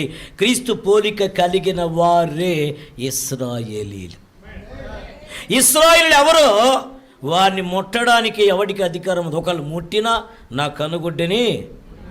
చాలామంది అన్నారు, నేను ఎవడో తెలుసా, నన్ను ముట్టుకుంటే ఏసై ఊరికని ఉన్నాడు, ఈడు ఆల్రెడీ ఆన్లైన్లో ఉన్నాడు కదా. అప్పుడే ఆన్లైన్ క్లాస్కి పోయించాడు. ఈడు కాళ్ళు నిలబట్టలే, ఎవడో పక్కనోడు వస్తారా, నేను ఎవరు యేసు పాదంరా, నేను ఎవరంట నా సై చూశాడు మీరా. యేసు పాదాల మీద కూడా నిలబడలేకపోతున్నాడు. యేసు పాదం అంటే ఈయన పేరు పిల్లలు. అందుకని పొరపాటున యేసు అని పేరు ఎవడు పెట్టుకోమాకండి. యేసు పాదం కానీ, యేసు రక్తం కానీ కదా, యేసు దాసు అని కానీ కదా, మన వాళ్ళు అల్లాడిపోతారు బాబు. అటు పెట్టుకోబాకండి, ఏదో ఒక పేరు పెట్టుకోండి కదా. పౌలో గీవులో ఏదో ఒకటి పేరు పెట్టి అటు పోతాయి, పౌల మీద పోతాయి. పిల్లరా ఈయన పేరు ఎవడనుకుంటారా, యేసు పోతారు, నన్ను ముట్టుకోబాకరా, నన్ను ముట్టు ఉంటే నువ్వు కాలిపోతావంట. వాడు పక్కన ఉన్నాడు, అసలు నిన్ను అసలు ముట్టుకోండా. దరిద్రుడా, నీ ముఖమేంద్ర అట్టుంది, నీ మూతి ఏంద్ర అట్టుంది, వాసన బట్టి తాగిసి వచ్చి యేసు పాదం అని చెప్తావు. ఎవడో నిన్న పేరు పెట్టుకోమంది. ఆ యేసయ్య నామానికి అవమానం చేస్తున్నావు. యేసు బిడ్డలు ప్రతిష్ఠించబడిన బిడ్డలు, యేసు అనే బిడ్డలు బలిపీఠం మీద ఉన్నటువంటి వారు, బలికి అర్పించగలిగినటువంటి వారు. ఆయన అంటాడు, అపోస్తలుడు అంటాడు, క్రీస్తు నిమిత్తమై అనుదినము మమ్మల్ని మేము నలగొట్టుకుంటున్నామంట. హల్లెలూయా. ఇంకా అంటాడు పిల్లరా, మమ్మల్ని మేము బలిగా దానంగా అర్పించుకుంటున్నామట. అంటే ఒక క్రైస్తవుడు ఎలా జీవిస్తాడట? దేవుని కొరకు బ్రతుకుతాడు. యేసు తన కొరకే ప్రాణం పెట్టాడు గనక, యేసు నిలువెల్ల రక్తపు ముద్దగా మార్చబడ్డాడు గనక ఆయనలో పాపము లేదు. నాలో పాపం ఉందని మీరు ఎవడైనా రూపించగలని సవాలు చేసినప్పుడు 2026 సంవత్సరాల క్రితము ఆ ప్రశ్న అడిగితే ఇప్పటి వరకు ఏ మహోన్నతుడైన వ్యక్తి కూడా వచ్చి, ఏ సవాలు చేసే వ్యక్తి కూడా వచ్చి నీలో ఫలానా పాపం ఉంది చెప్పలేక వాళ్ళు ఓడిపోయినారు. ఓడిపోయిన వాళ్ళ దగ్గర గెలిపించి నీకు నాకు ఆ జయాన్ని అప్పగించిన దేవునికి కొరకే బ్రతికేవాడు నోవహు కుటుంబాన్ని బ్రతకాలి. ఎలా? తన భార్య కొరకు భర్త బ్రతకగలగాలి, భర్త కొరకు తన భార్య బ్రతకగలగాలి. పిల్లారా నేను అంటాను పిల్లారా, మరి ఈరోజు భార్యతో మాట్లాడకుండా చాలామంది దేవుని పిల్లారు లప బిర్యానీ తినేస్తున్నారు కదా. దేవుని బిడ్డలు గమనించండి. ఇంకా బిర్యానీ తిట్టడం కాకుండా బిర్యానీ అరగడానికి థమ్స్అప్ తాగేస్తున్నారు. ఎన్ని తాగేసేసి దేవుని బిడ్డలారా, కనీసం ఫోన్ చేస్తాను, దూరంగా ఉండేవు, ఫోన్ చేస్తాను, తిన్నావా లేదా, తింటే ఏమి తినకపోతే నాకెందుక, అదే నేనే కదా. ఏం పేరు నీ పేరు? నా పేరు యేసు పాదం అంట. ఏం పేరు? యేసు పాదం అంట. ఏం పేరు నీ పేరు? నా పేరు యేసు రత్నం అంట. ఒరే రత్నమా, యేసు అని పెట్టుకున్నావు, ఎందుకు రత్నం అని పెట్టుకోవచ్చు కదా. అది ఒత్తలో మట్టిలో పడిపోయినా ఏదో ఒక రత్నం అనుకోవచ్చు కదా. మరి యేసు అని కల్పించకూడదు కదా. తగిన జీవితం జీవించగలగాలి. ఆయన అంటాడు ప్లారా, వారు దహన బలి చేశారట, వారు ప్రభువుని ఆరాధించారట. అందుకే చెప్తున్నా ప్లారా, మరి ప్రభు పేరిట మొదట నేను లేపి ఆరాధించిన ఆరాధన ఏంటంటే ఆ దేవుని స్తుతించుటలో ఆరాధన ఉంది. ఆ దేవునితో కలిసి భార్య భర్తలు పిల్లలు కలిసి ఏం చేయాలి? భజన చేయాలండి. భజన చేసేటప్పుడు నాట్యం ఆడాలి, కుటుంబంతో ఆడాలి, కుటుంబంతో ఆరాధించాలి. ఈరోజు ఎవరికి వాళ్ళే అయిపోతున్నారు. ఎవరికి వాళ్ళే అయితే కుటుంబం దీవెనకరంగా ఉండదని చెప్పడానికి నేను వెనకంచి వేయటం లేదు ప్లారా. చాలామంది అనుకుంటున్నారు, నేను చెప్పానండి మాట వినలా, నేను పిలిచానండి మాట వినలా. మాట వినని లోబడని భర్త భార్యలు కలిసి పిల్లలతో కలిసి ఆరాధించగలగాలి. ఇప్పటిదాకా ఒకవేళ ప్రతికూలత ఉంటే 2026లో దేవుని బిళ్ళారా, మే మాసం అయిపోతా ఉంది ఇక 2 రోజుల్లో. మరి జూన్ మాసంలో కల్లా నీ జీవితం ధన్యకరంగా మారాలి. దేవుని నామానికి మహిమ చెల్లిస్తున్నాను. జూన్ మాసం 7వ తారీఖు ఒక యానివర్సరీ సాక్ష్యం విందాం. జూన్ మాసం 10వ తారీఖు ఒక యానివర్సరీ ఉంది మన చర్చిలోని, ఆ సాక్ష్యాలు విందాం.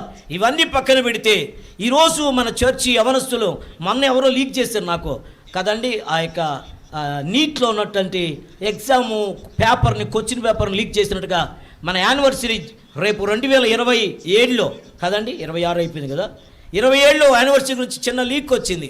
ముందుగానే మనం ఏం చేస్తా అంటే చిన్న చిన్న గొర్రె పిల్లల్ని తీసుకొని ఫలానా దగ్గర వేసేసారంట, నాకు తెలీదు. వేసేసి అవి అప్పటికి కానీ కొంచెం బలంగా వస్తాయి, అప్పుడు కొనుక్కోలేమంట. బా ఎంత తరువుగా ఉన్నారు యవ్వన బిడ్డలరా. నిజంగా ఆలోచన నాకు లేదు. మీకు ఆలోచన దేవుడిచ్చాడు, కానీ ఇది ఆలోచన మన కుటుంబాల్లో రావాలి, ఇది ఆలోచన మన నడతలో రావాలి, ఇది ఆలోచన నీ భార్య విషయమే రావాలి, ఇది ఆలోచన నీ పిల్లల విషయమై నీకు రావాలి. ప్రతి అడుగులో you are the weapon, you are the testimony, నీవే సాక్షిగా, నీవే ప్రభు యొక్క ధ్వజముగా, మా చెప్పాలంటే క్రీస్తు యేసు సజీవుడు సహవాసానికి ఒక ధృవతారగా నీ కుటుంబం నిలబడగలగాలి. ఈరోజు నేను గమనిస్తున్న విషయం ఏంటంటే ఒక యానివర్సరీలో ఒక మీటింగ్లో బాగా వాడబడతారు, 2వ మీటింగ్ కల్లా అక్కో అమ్మ బయటకు వస్తారు. మేమే ఎందుకు కష్టపడాలా? ఏంటంట నిన్న కష్టపడిందంత ఏమైపోయింది బూడిదలో? నేనే కష్టపడలా, మేమిద్దరమే కష్టపడలా. ఇదే మాట 38 సంవత్సరాల క్రితంగా నేనే కానీ అనుకుంటే ఈరోజు ఈ చర్చి లేదు. అదే మాట నేను నా కుటుంబమే అనుకుంటే దేవుడి యొక్క కృప వల్ల మేము రక్షణలోకి వచ్చాము. కానీ ప్రతి విషయంలో ఒక త్యాగం, మమ్మల్ని వెంటాడుతున్న ప్రతి బిడ్డల గురించి నేను సాక్ష్యం చెప్పగలను. అంటే మా చర్చిలో ఉన్న మా కుటుంబాన్ని గురించి అనుకుంటున్నానేమో, నా కుటుంబం అంతా నా యొక్క ఇల్లు అనుకుంటున్నాను కనుక చెప్తున్నా.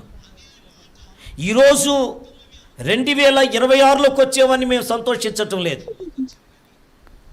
1966 నుంచి నేను మీతో మాట్లాడడానికి ఇష్టపడుతున్నా.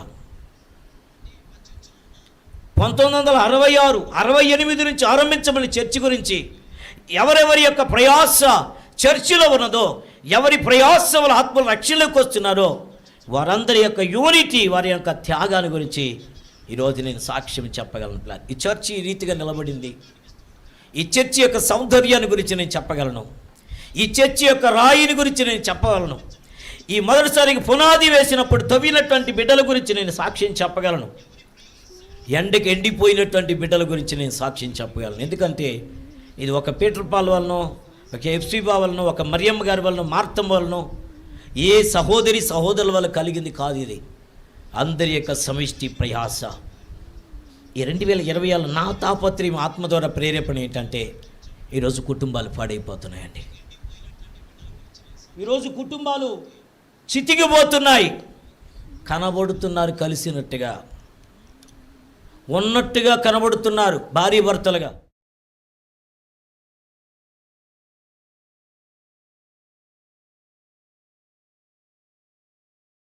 ఛాలెంజ్ చేస్తున్నా, ఛాతి మీద చేతులు వేసుకొని చెప్పండి, మేము చాలా బాగున్నాం. ఆత్మ దేవుని ఎదుట మేము సాక్ష్యం చెప్తాం.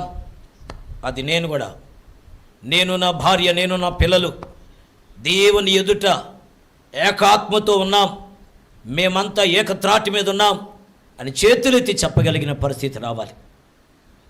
అది లేదని మన ముఖాలే చెప్తా ఉన్నాయి. ఆ స్థితి చెప్పుకోలేము అన్నటువంటి పరిస్థితి వాస్తవికంగా కనబడుతూనే ఉంది. కానీ ఈరోజు నేను తెలియజేసే మొట్టమొదటి పదం ఏంటంటే మిమ్మల్ని మీరు దహన బలిగా ప్రభు బలిపీఠము దగ్గర ఆ దేవుని సన్నిధిలో కనబడి, బలిపీఠం అంటే ఏదో కదా, ఇదే బలిపీఠం, ఈ అల్తారి బలిపీఠం. ఇక్కడ నుంచి ఆత్మదేవుని వాక్కులు వస్తాయి, ఇక్కడ నుంచి యేసు రక్తధారలు కనబడతాయి, ఇక్కడ నుంచి యేసు యొక్క కరుణాధారలు, ఆయన వాత్సల్యత, ఆయన కృప, మహిమ, మహదైశ్వర్యం కనబడుతున్నది. బలహీనతలో బలం కనబడు